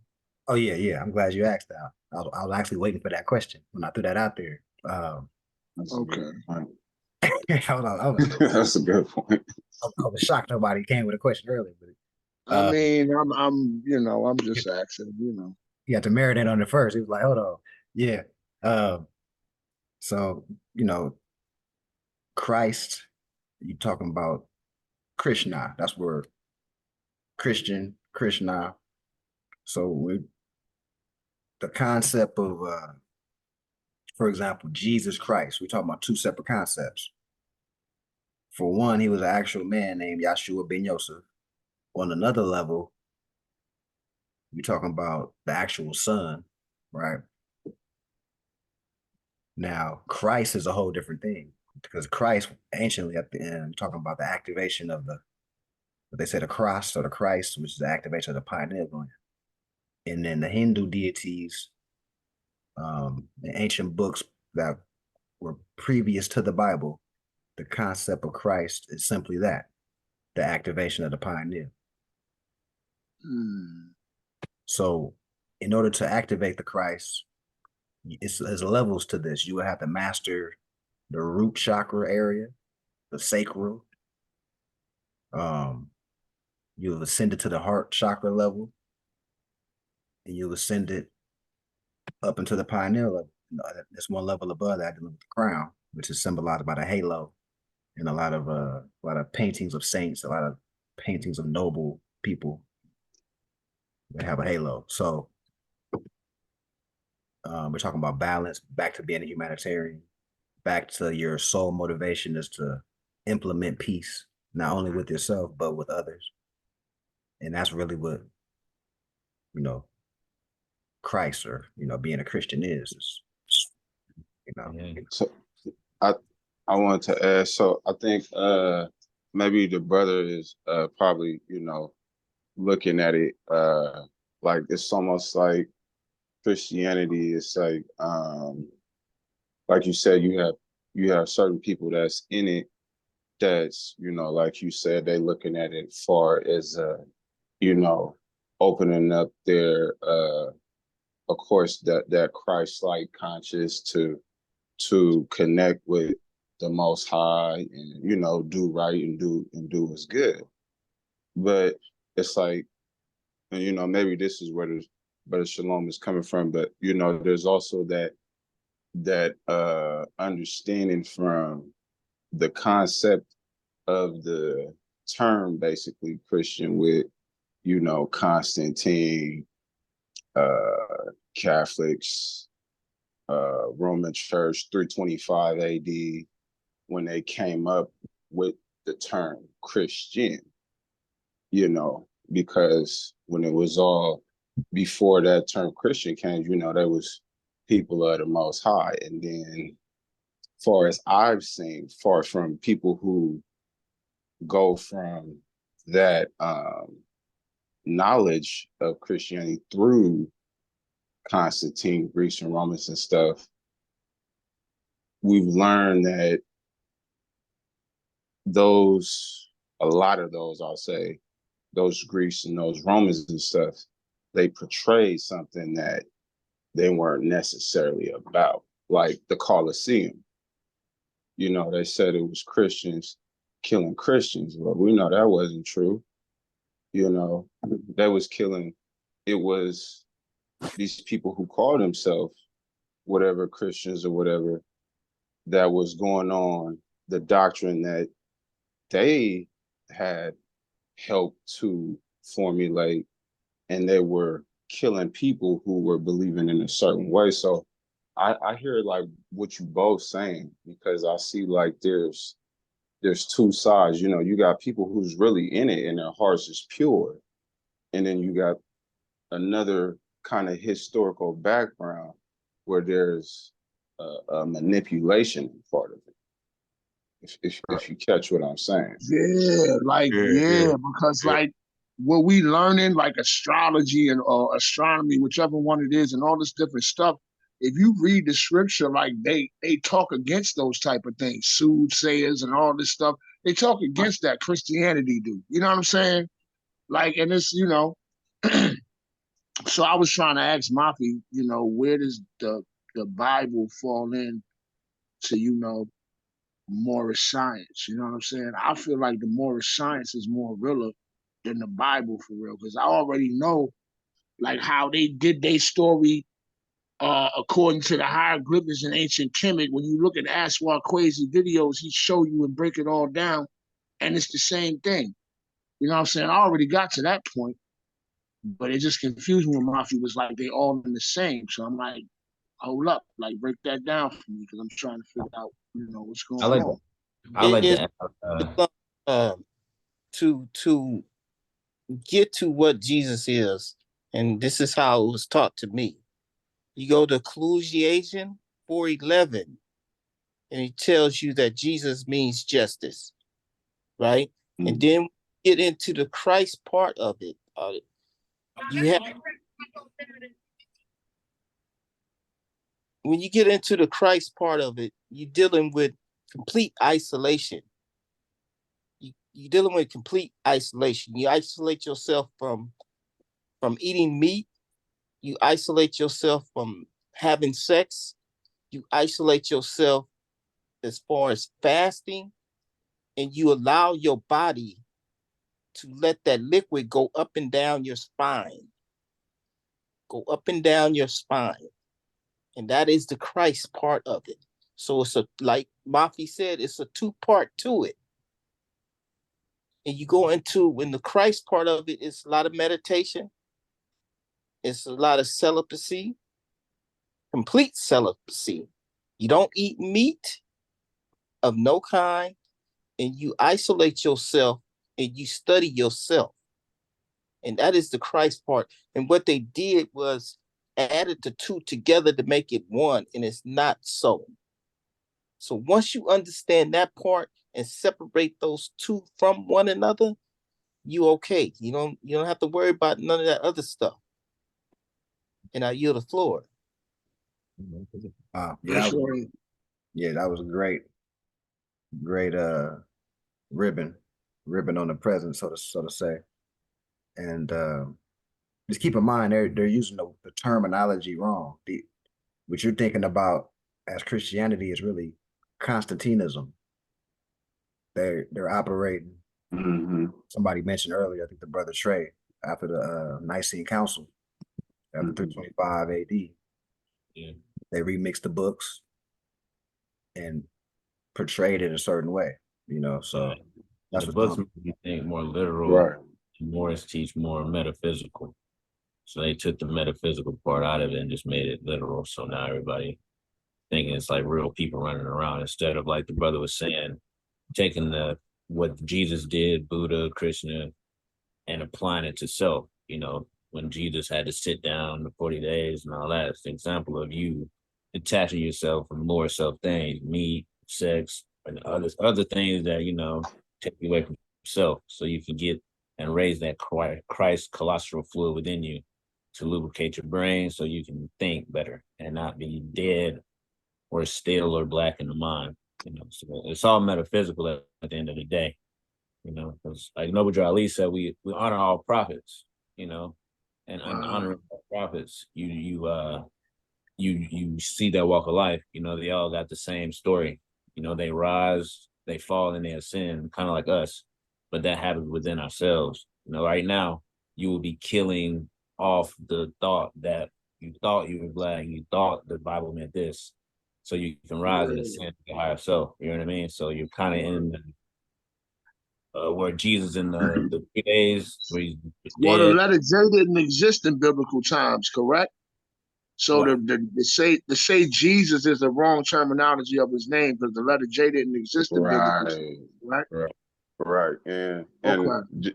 just to give you some information on that, when we're talking about what they would call the Bible, far from the what they call the Old Testament to the New Testament, there's even a difference in there because the New Testament, that's when Constantine came in. Because when you go to the roots, the Most High he calls the nation of Israel his Mm-hmm. son.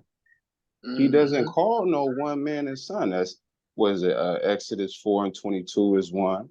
You can go to Hosea 11. Nowhere in there does he call one man his son.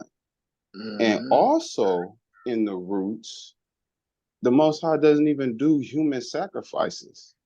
He doesn't have a man die for another man's sins. Mm-hmm. So if the community is acting wickedly, right, the Most High is not saying in the roots in the Torah, what they call the Old First Testament, 5 books, he, word. he's not going to say the community is sinning and acting wickedly. Let me get one of your righteous leaders and kill him for y'all sins to be cleansed. So I mean, I know You it's a got lot of studying that goes into it, but I'm to just add. saying that's the Constantine and stuff. They had a lot to do with the New Testament that kind of it basically doesn't align with the foundation of what it's portraying to be aligned with.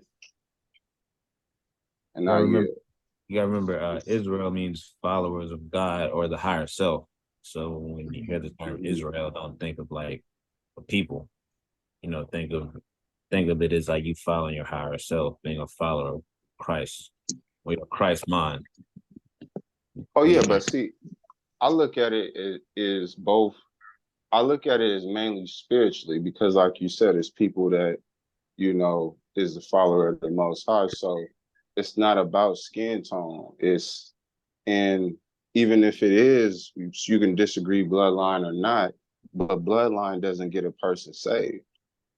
You could be in that bloodline, but guess what? If you act wickedly, that's what you will receive. So I don't, like I said, I don't even trip off of the names, whether you could call yourself this, you could call yourself that. Hey, we are, how I look at it is I identify us as people and children of the creator of the Most High. And that's what we is. It's just a lot of us have, different things we may call ourselves or whatever it may be. And But I and to Brother Dupe, I put in the chat, Brother Shalom. It's a book called When Rocks Cry Out, and also back to the etymology. Holy goes to the Latin soul, which goes to the word son. Bible goes to biblios, which just means book. So we're talking about Sun Book. Once again, you got references of the three wise men, or references of the three kings. You're referencing stars in the sky that align, which is dealing with Orion's belt, for example. So this is an astrological book as well. Which points to Sirius. Which points to Sirius, right? Sirius, yeah, okay. Right. So is Sirius connected to Orion? Is Sirius before Orion? Is that connection going from Sirius to Orion to Tiamat? I mean to Earth? well, these stars align at a certain part of the year, and then it looks like it's an archer pointing to Sirius. Oh, okay. Yeah. Between that, you see the sunrise, so they're like watching Jesus come back, or the sunrise. So it'd be like Sirius, three stars, and Orion's belt pointing to the eastern horizon, waiting for the sun to rise or the sun to return, or Almighty King, as in the Bible. Gotcha. Right. So that's a whole nother level. And you got to be ready to receive to even enter into that space, because a lot of the false doctrine, a lot of our people, what they depict as the Walking Dead, a lot of symbology, a lot of people is walking dead state of mind, been dumbed down severely based on information that's put out. And once again, that's why we got to give people something to compare to. Mhm. So their internal or their kingdom within to wake up. So all it takes is to hear the truth, and yourself will start talking to you like, oh, your Akashic record's gonna wake up. But some people need a catalyst. Some people just need that catalyst to, get the engine cranked up. And that's what we're here for, to attempt to wake the people up. Any other thoughts on that before we transition to the last segment for the day? All is well. So this is the Holy Quran, Circle 7, divinely prepared by Prophet Noble Jew Ali. Know thyself and thy Father God Allah. Of course, Noble Jew Ali, you got to think of the time frame, 1912 through 1928, when he was on the scene. A lot of our people were heavily in the church and they knew Jesus. So he's using the term Jesus to meet the people where they were at, to slow walk them into a higher plane of thought.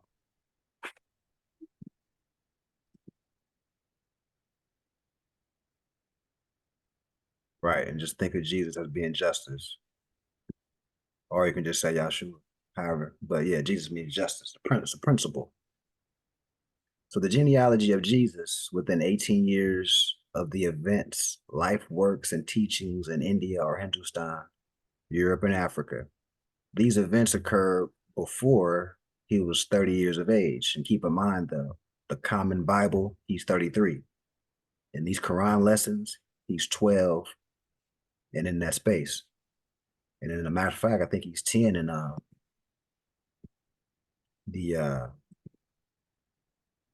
Secret Brotherhood of the East, which is a continuation of the Circle 7. Some Circle 7 is all in one book. These secret lessons are for all of those who love Jesus and desire to know about his life and works and teachings. Dear reader, do not falsely use these lessons. They are for good, peace, and happiness for all those that love Jesus or love justice. Dear mothers, teach these lessons to your little ones, that they may learn to love instead of hate. Dear fathers, by these lessons, you can set your house in order, and your children will learn to love instead of hate. The lessons of this pamphlet are not for sale, but for the sake of humanity. As I am a prophet and a servant is worthy of his hire, you can receive this pamphlet at expense. The reason these lessons have not been known is because the Muslims of India, Egypt, and Palestine had these secrets and kept them back from the outside world. And when the time appointed by Allah, they loosened the keys and freed the secrets. And for the first time in ages, have these secrets been delivered in the hands of the Muslims in America. All authority and rights of publishing of this pamphlet of 1927.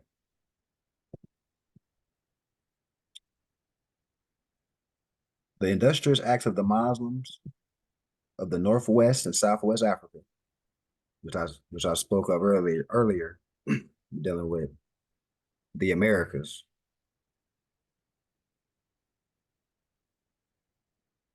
These are the Moabites, Hammatites, Canaanites who were driven out of the land of Canaan by Joshua and received permission from the pharaohs of Egypt to settle in that portion of Egypt. In later years, they formed themselves kingdoms. These kingdoms are called this day Morocco, Algiers, Tunis, Tripoli. Chapter 1, the creation and fall of man. Time never was when man was not. If life of man at any time began, a time will come when it will end.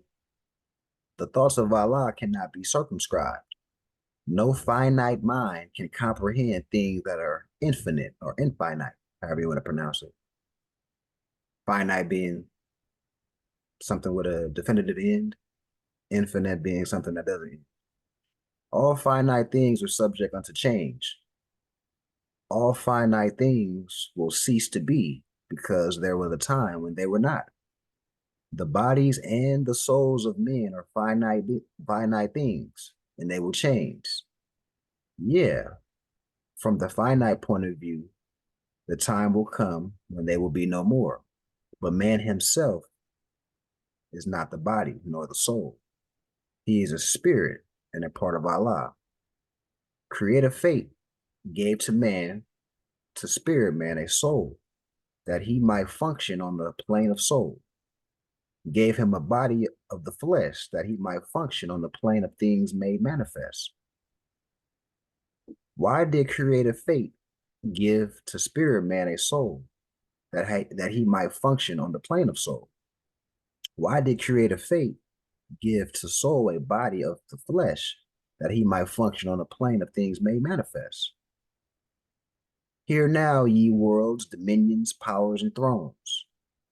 Hear now, ye cherubim, seraphim, ye angels, and ye men. Hear now, O protoplas, and earth, and plant and beasts. Hear now, ye creeping things of earth, fish that swim, birds that fly. Hear now, ye the wind that blow, thunders and lightning of the sky. Hear now the spirits of the fire, of water, of earth, and air. Hear now, O everything that is, or was, or evermore will be, for wisdom speaks from out of the highest plane of spirit life. Man is a thought of Allah. All thoughts of Allah are infinite. They are not measured up by time, for things that are concerned with time begin and end. The thoughts of Allah are the everlasting of the past until the never-ending days to come. And so is man, the spirit man. But man, like every other thought of Allah, was but a seed that held within itself the potencies of Allah. Just as the seed of any plant of earth holds deep within itself the attributes of every part of that special plant. So spirit man, as a seed of Allah, held deep within himself the attributes of every part of God, right? The micro and macrocosm, or the micro of the macro, the image of the universe. Now seed are perfect, yes, perfect as the source from which they come, but they are not unfolded into life made manifest. The child is as perfect as the mother is. So man, the seed, must be deep planted in a soil that he might grow, unfold, as does the bud unfold to show the flower. The human seed that came forth from the heart of Allah was full ordained to be the Lord of plane of soul, and of the plane of things made manifest. So Allah, the husbandman, we look up husbandman, that just means farmer or cultivator of everything that is, threw forth this human seed into the soil of soul. It grew apace, and man became a living soul, and he became the Lord of all the kingdom of the soul. Hark now, let every creature hear. The plane of soul is but the ether of the spirit plane vibrating not so fast. And in the slower rhythm of this plane, the essences of life are manifest, the perfumes and the odors, the true sensations, and the awe of love are manifest. And these soul attributes become a body beautiful. A multitude of lessons man must learn upon the plane of soul. And here he tarries or works many ages until his lessons are all learned. Right? So we're here to learn lessons and ascend, right? Upon the boundary of the plane of soul, the ether began to vibrate slower still, and then the essences took on a final garb. The perfumes and the odors and the true sensations and all of love were clothed in flesh. What they call like we're in our grossest state. In other books I've read, when you can see something, it's in the grossest state. Clothed in flesh, we're vibrating very slowly. When things were vibrating at a faster clip, you couldn't see it. You could just feel it. Perfected man must pass through the ways of life, and so a carnal nature was full manifest, the nature that sprang forth from fleshly things. Without a foe or enemy, a soldier never knows his strength. So we must be tested to know where we're at, right? And thought must be developed by the exercise of strength. And so this carnal nature soon became a foe that man must fight. So in this context, we find our urges, our impulses. We have the ability to overcome and win that fight. Back to what somebody was saying about abstinence of certain things to build the Kundalini energy up, to even activate meditation, refraining from eating certain things like meat. But your body might say, man, I'm craving this meat. But your higher self is saying, I'm going to refrain from this. So it's a struggle that goes taking place, right? It's a fight, a foe. You're your own foe, right? Let everything stand still and hear. Man is the Lord of all the plane of manifest, of protoplast, of mineral, of plant, of beast. But he gave up his birthrights just to gratify his lower self. That's what we don't want to do. But man will regain his lost estate, his heritage. But he must do it in a conflict that cannot be told in words. So back to the love instead of hate. We have to ascend past our carnal self to even have unity, to build a community, to not have hatred and envy towards our people. We want to love our people, build institutions, build an empire. Yeah, he must suffer trials and temptations manifold, but let him know that seraphim that rule the stations of the sun and spirit of the mighty Allah, who rule the solar stars, are his protectors and his guide. Know your chart, know where your planet, your stations of the planets are within yourself, so you can know your impulses. That's the whole point of getting your chart done, so you can know how to, with specificity, get past your carnal self, know how to attack your foe, and they will lead to victory. Does somebody have a statement? You have something? Yeah, I had a question. I noticed the cherubim and the Sephirim. I was having a question regarding the Sephirim. I was wondering what do they have names? Does any of the Sephirim have names, and do they have an amount of them? Because I noticed those are the highest beings next to God. So you're looking for another name outside of cherubim or stuff? Is that what you're Not asking? like I noticed some of the cherubim, I think was I think like Uriel or Raphael or something, I believe. But I don't know what the Sephirim, I don't know what the Sephirim name was. Oh, are you talking about like different individual ones of them? Think Yeah, like isn't just a more understanding of what the Sephirim, to understand isn't Sephirim. isn't the left and right hemisphere of the brain like Mm. the separate cherubim and sephrim? Metaphysically speaking. I'm not too sure. I know what he's talking about though, but yeah, as far as those, I'm not. I can't recall off the top where it's off the top of my head where it's places that like give a certain name for a bunch of like a few different ones of them, or maybe even like he said, it probably has a double meaning where it also has to do with us intellectually, which it does because everything is spiritual before it hits the physical. So Like cherub, like cerebral, like cherub, cerebral, you know what I mean? So Does that- in the Bible, they refer to as angels. In Genesis, they're referred to as angels in the Garden of Eden.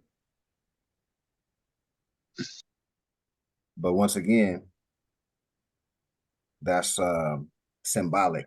So back to what the brother was saying, the kingdom is within. So we're talking about, higher, lower self, or faculties, consciousness. I know it was certain cartoons that may depict like it would be like the angel over on one side and the devil on here. Yeah, Remember that? yeah, like Looney Tunes and stuff. Yeah, But what's that really saying? That's a consciousness to either go in a righteous way or unrighteous way. like duality or something. Right. Okay, But the catalyst to go higher self or lower self, that's a choice. That one has to be disciplined enough to decide because some people can decide. They just go on with the carnal because it's easier to fall, with the impulses. But once you become disciplined, now you get to sit back and be like, okay, what do I want to do? Um, and he said somebody mentioned, I forgot, I think that's Brother Benjamin Bay, the left side and the right side of the brain, which is corresponding to what logic and one side is logical, one side is intuitive. And then in this context, it's equating it to the stations of the sun, or moon and sun and moon, because sun is dealing with masculine, moon dealing with feminine. I believe that, and then the sun, masculine dealing with logic, feminism dealing with intuitive and being intuitive. Does that make sense? gotcha. But when you just look up cherubim or seraphim, like in a Google search, they're gonna take you to the Bible and dealing with they're gonna call angels. Okay, I'm looking at it like a consciousness level. right. Because I know that they had the elves as angels as well in the Bible. Like they said, Raphael, Mikael. I believe those were like cherubims and sephiroms. So I'm trying to understand like as above, so below. Like what's the, you know, just trying to get an understanding of that. Mhm. Well, and I would just add on, either way, it would be basically, we know that there's what we could say good and evil in this world. So, you know, energies that work for like he was just saying, for the good and the well-being.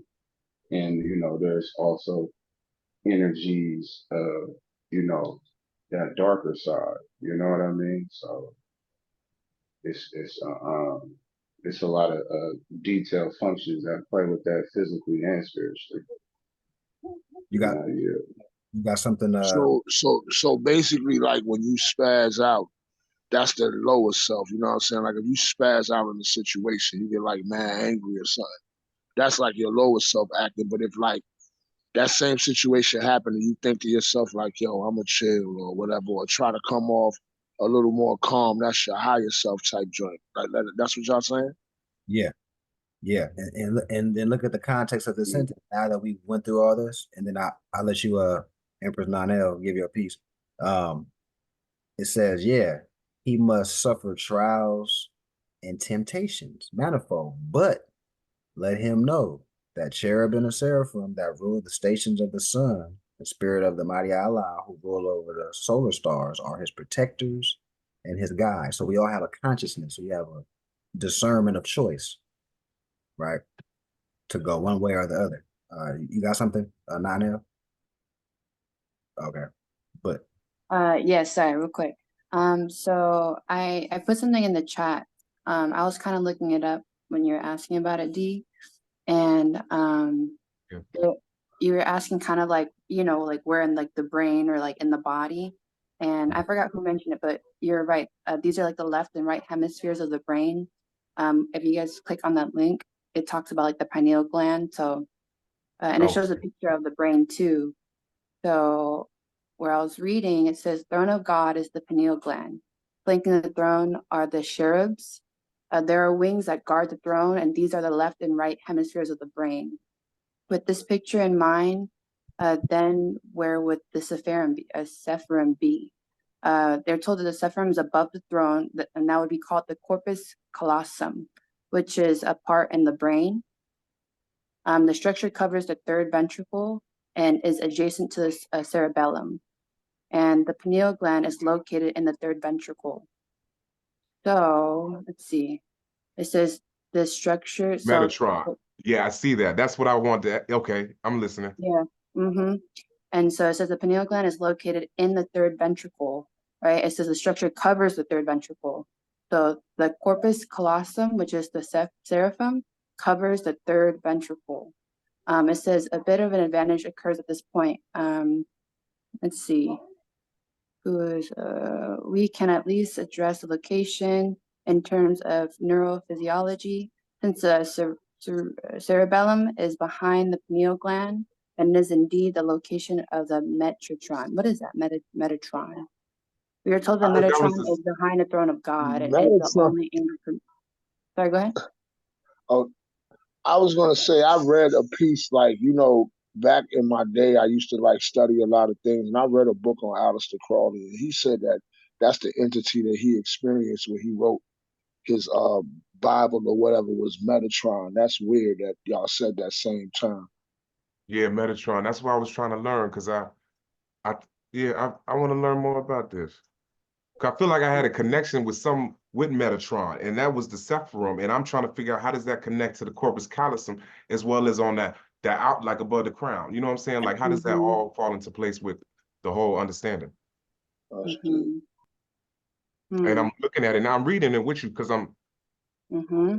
I'm still Yeah, reading. Yeah. it was saying that the corpus callosum is covering the third ventricle, which is where the pineal gland is, right? So it's covering, right? So when you're talking about like God, like the angels Yeah. above, right, that are protecting, I Right. think that's what it's talking about. It's talking about the covering of the third ventricle where the pineal gland is. Okay. That's Okay. that's that's how I'm picking it up as I'm reading it. It's all an internal alchemical process. Mm-hmm. And I think even like the name of this too is the role of art and alchemy in neuroscience, a precious resource on the web suggestion for topic. So it was So just talking about alchemy and neuroscience. So kind of like, putting the two together, the physical and the metaphysical, right? Right. yeah, it's kind of like yoga Mm-hmm. or working out. You know what I'm saying? Like if you close your eyes and like feel the tension and all that without trying to get like, wow, you become like one with it. Like if you're doing like a bench press or something like that, you can literally like contort your body, and that requires your mind and your brain, and you're like building brain waves or channels. You know what I'm saying? You're really like neural connection. That's deep, and you right, bro. Because I bench all the time. I just got back heavy in the gym, and you right. yeah. You trying That's to get that extra rep in. Yeah. Wow, that's like deep, bro. it's like the perfect way to bring the higher and the lower stuff together. You know what I mean? Because that internal voice, you'd be like, oh my God, wow. But then the body can make do more. You know what I mean? But then that could be gluttony as well, because the body has the finite, but the mind is infinite. So the mind can be like, go, go, go, go, go. But your body can't just go, go, go. So that's when you got to know, okay, I have to know when to tell my body when to do the thing. So that what she's saying, the cerebrum and the cerebrum, logic, and then like, oh my God, just a dream that I could probably do it, just balancing them out, like sitting down for those 40 days or 40 seconds and getting your breath and then going to the next thing. But as what she's reading is basically what we're reading in Knowing Thyself. She's like anatomically and atomically telling you how to know yourself. And the Quran is like metaphysically telling you how to know yourself. So like she's like left brain telling you, and the brother is like right brain telling you. You know what I mean? Think about it. With like logic and the physical, and then the reading, the metaphysical part. You know what I mean? But yeah, That's fire. This is what the Moors do. We break stuff down, man. In so many different ways. so I heard you able to say the words of that book. For her being here, that's definitely a blessing for sure. Yeah. So everybody clear on the cherubim and Sephirim now. Clear. How Todd would say, are we clear? Clear. Hey, Rafi, I want to add, that's kind of like what you said when you was talking about being able to manifest earlier, and they would think like, oh, like this is like some other type of weird stuff, but it's like you're saying, like it basically comes into us spiritually and physically.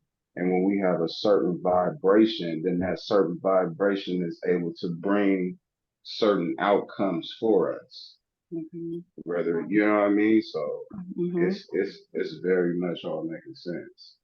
Yeah, I would say like we're always manifesting, but depending on the vibration that you're on, that's what you're manifesting, right?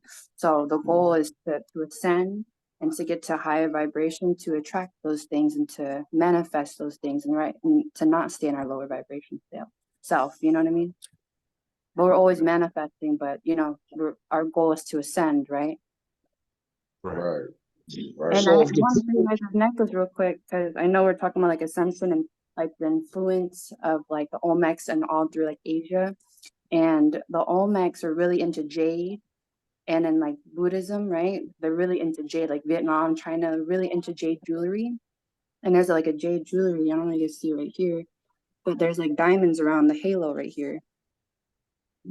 And this Buddha right here is like, well, this is a woman, but she's meditating, right?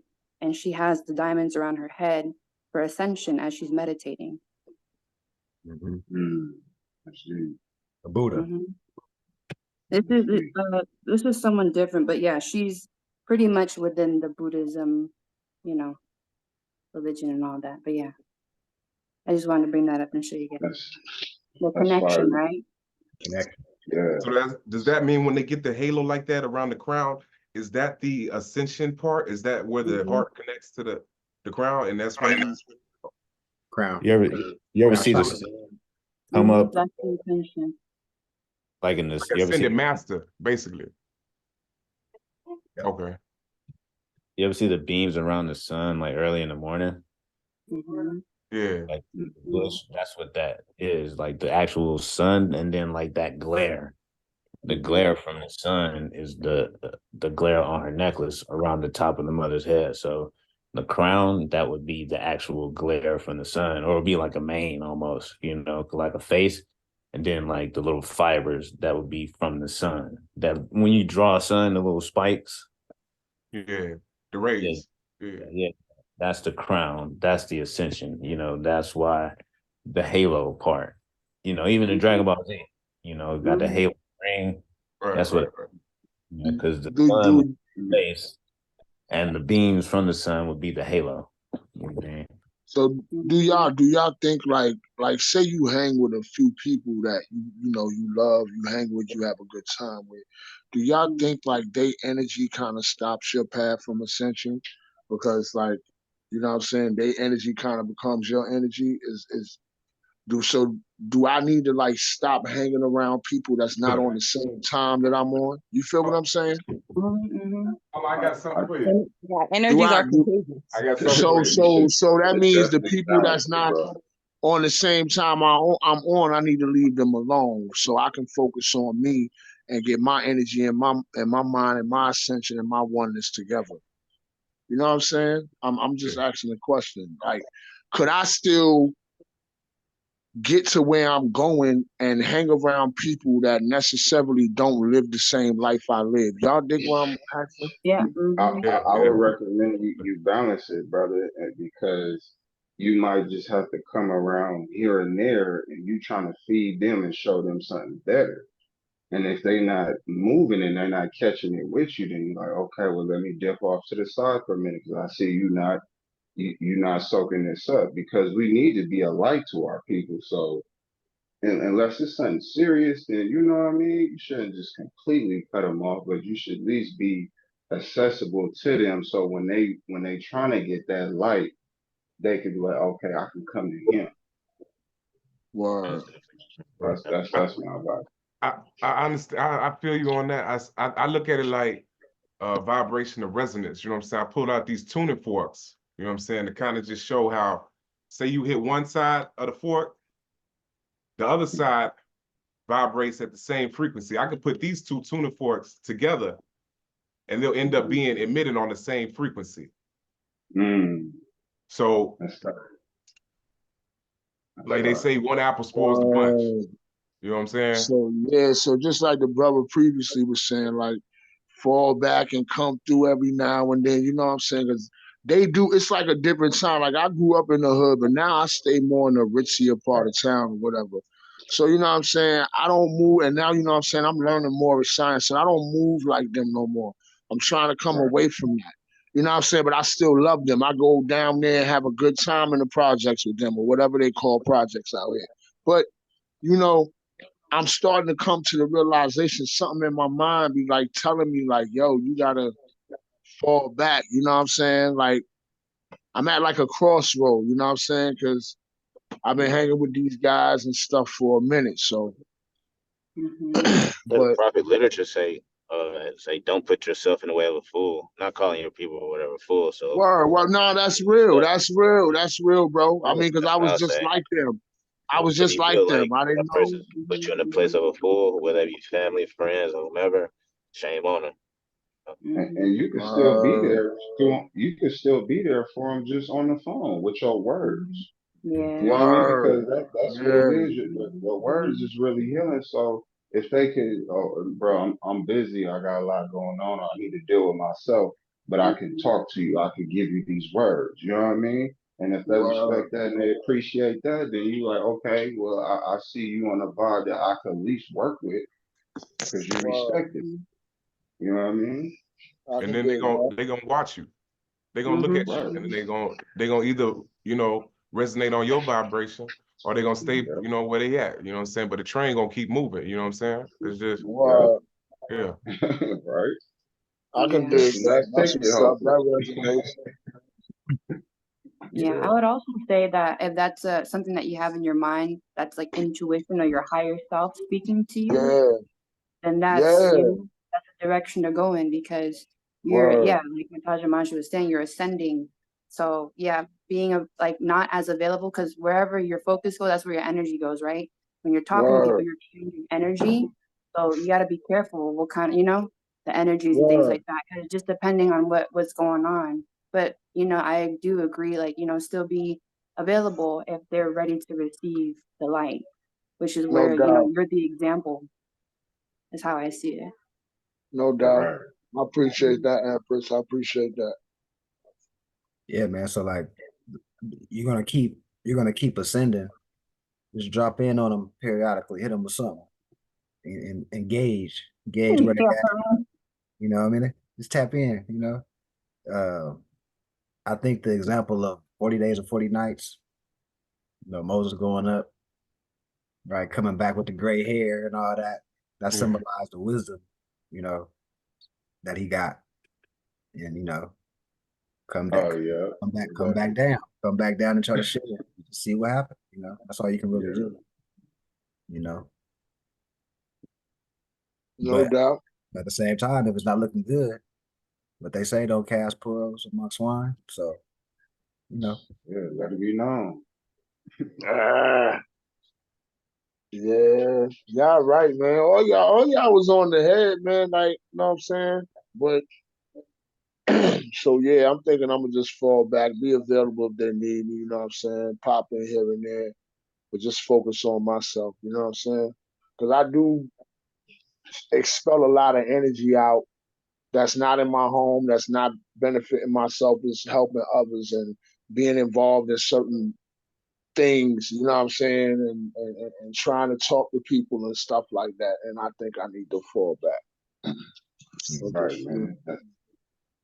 this was a good Zoom. The day was a good Zoom. I appreciate y'all, man, all the time.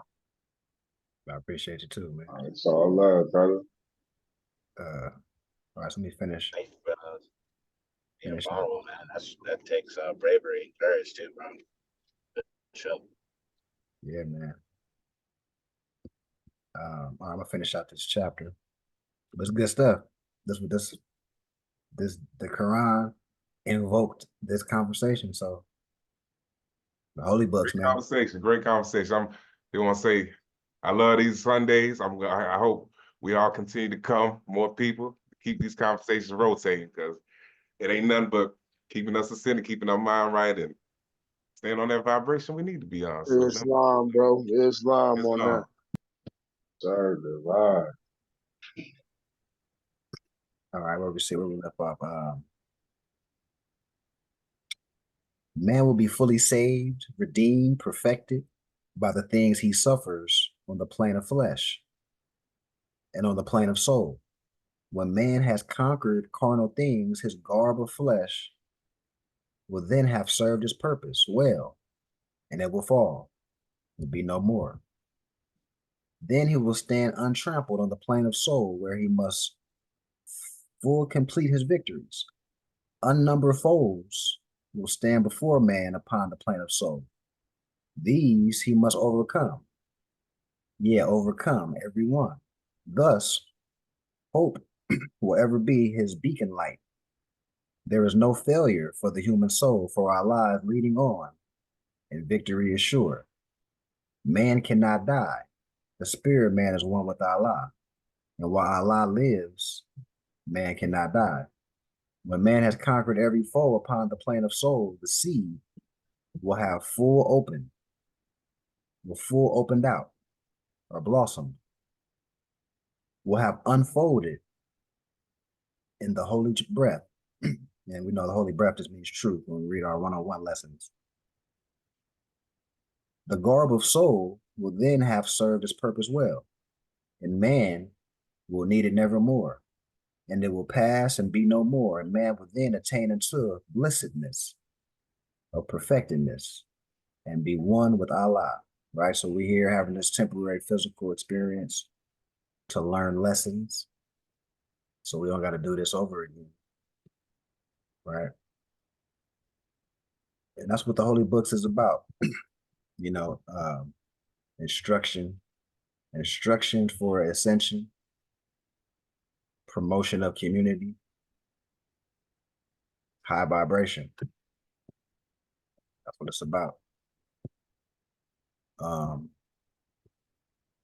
But that was pretty. This was a good one. This was a good one right here. Anybody else have any other thoughts before we close out the prayer? I just want to see that. I noticed you had that tree of life up there. I want to can I take a picture of it? The I think it was over there to the left. I am that one. My the seven. Yeah, can I take a picture of that? Oh, yeah. The one where it has Ashar and Geb on it. That one.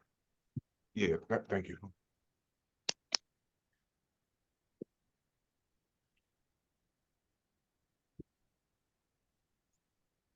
And we was talking about Tahuti the other day, so I just had to take this. I thought about you too when he was doing this. You're gonna love this one. Yeah, that's what's up. My eye gotta have. Mhm. Yeah, balance, peace, Islam, you know.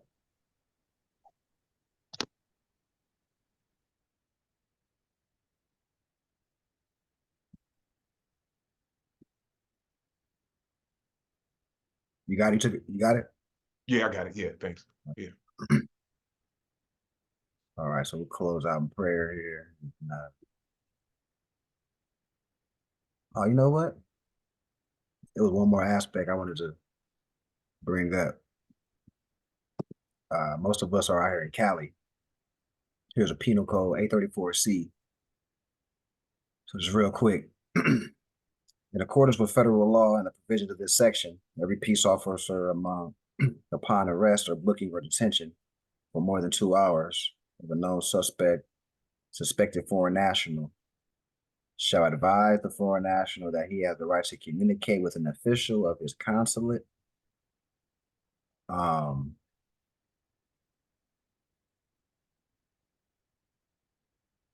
and that their procedures be in conjunction with the Department of State guidelines. So we're dealing with the Department of State. And of course, I'm reading this for people that exercise and use nationality cards. That's the reason I'm going over this just as a refresher. Okay. Let's look into the Department of State Consular Notification and Access Manual. Yeah. Issued by the Department of State, the Consular Notification and Access Manual. So before I keep reading, the reason I brought up the California Penal Code, because most officers, they're gonna say they're familiar with that. So we want to take something from their stuff that takes them to the federal level or international level in their stuff. So issued by the Department of State, the Consular Notification and Access Manual instructs all federal, state, and local law enforcement and judicial officers as to the means of dealing with foreign nationals, i.e., anyone operating in their national capacity. Here I highlight the fact that our Moroccans, American Moors, are not foreign to the land of America. We are foreign to the United States, which is a European colonial body politic. One section of this manual outlines your right to call, quote unquote, a consular officer should you have an encounter with a police officer and are not sharp on the laws pertaining to the nationality of your people. The Al-Moroccans, Americans, Moorish. The term consular officer essentially refers to the elected officials in the Moorish temples or state body politics. These elected officials should be competent in jurisprudence or the law of the land and should be able to eloquently express their position. Though having a consular officer as an option, I recommend all Moors be competent in law. An interesting element of this manual is that it directs all law enforcement to Article 6 of the Constitution, wherein all law enforcement take an oath to uphold the entire Constitution. It also directs law enforcement to the section of Article 6 of the Constitution where it states that treaties are the law of the land. This is important as it lays the foundation for letting it be known that Moors are not U.S. citizens.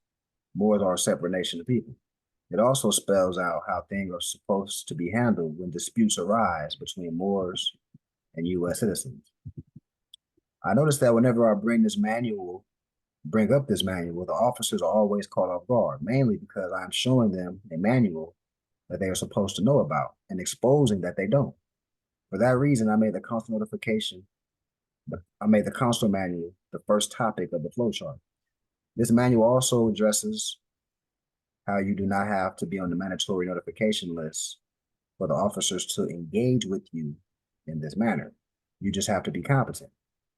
There is also a question and answer portion of the manual which asks, are nationality and citizenship the same? Yes. So that means your nationality determines your citizenship. Let me look at the chat. Okay. Brother Dupop put some stuff in the chat. So I like highlighting this because once again, it sets the tone reinforcing the fact that we Moors are a separate nation of people. For your nationality determines your citizenship. So if I'm a Moor, I'm a Moroccan citizen. I have enclosed copies of the pertinent sections of this manual. So here's the actual manual. You can look this up from the Department of State. To get the whole manual in its entirety, I just highlighted the sections that pertain to us.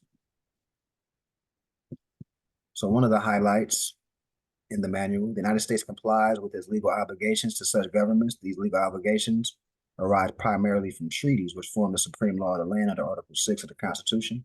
The instructions and guidance contained in this manual must be followed by federal, state, and local law enforcement officials, whether law enforcement, judicial, or other, insofar as it pertains to foreign nationals subject to the official's authority or to matters within the official's competence. So they must be competent in dealing with international law.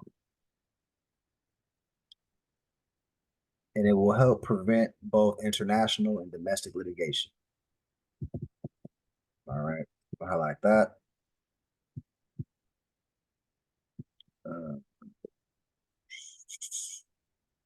Other highlights, instructions in this manual are based on international legal obligations designed to ensure that governments can assist their nationals who live abroad. While these obligations are a part of matters of customary international law. Everybody should be able to reference the Vienna Convention on Consular Relations and dealing with multilateral treaties to with the United States.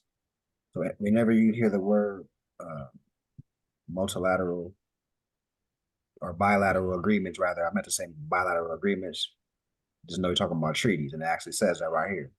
Other obligations are contained in bilateral agreements, sometimes called conventions or treaties. These are legally binding. So treaties or the supreme law of the land is the stuff codified in their stuff. Treaties such as the VCCR, just referring to the Vienna Convention on Consular Relations and other consular conventions. And back to the competence of the officer. If the federal, local, law enforcement, municipal officer is not competent, and you're the one competent in matters dealing with international law. And they also reference Article 6, Clause 2. Anybody put that in the Google search, it's going to say this: treaties of the supreme law of the land.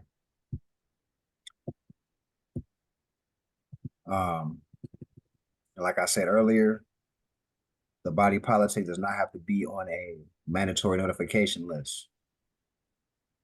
It's just you gotta have a nationality card, say your nationality, therefore you're deemed your nationality determines your citizenship. So by default, you're not a U.S. citizen just by your nationality card and your competence.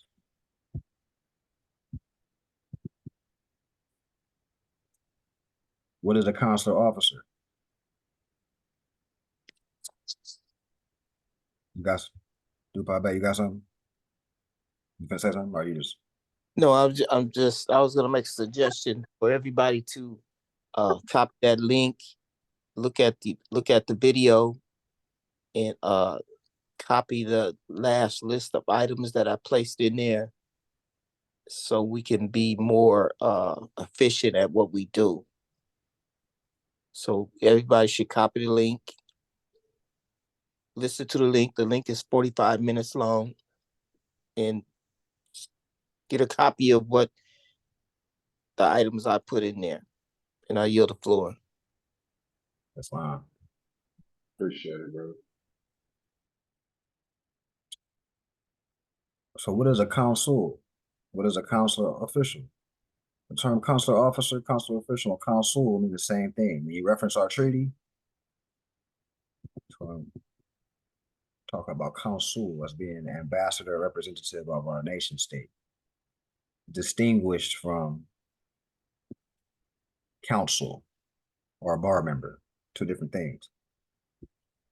Synonymous with diplomat, synonymous with diplomatic officer.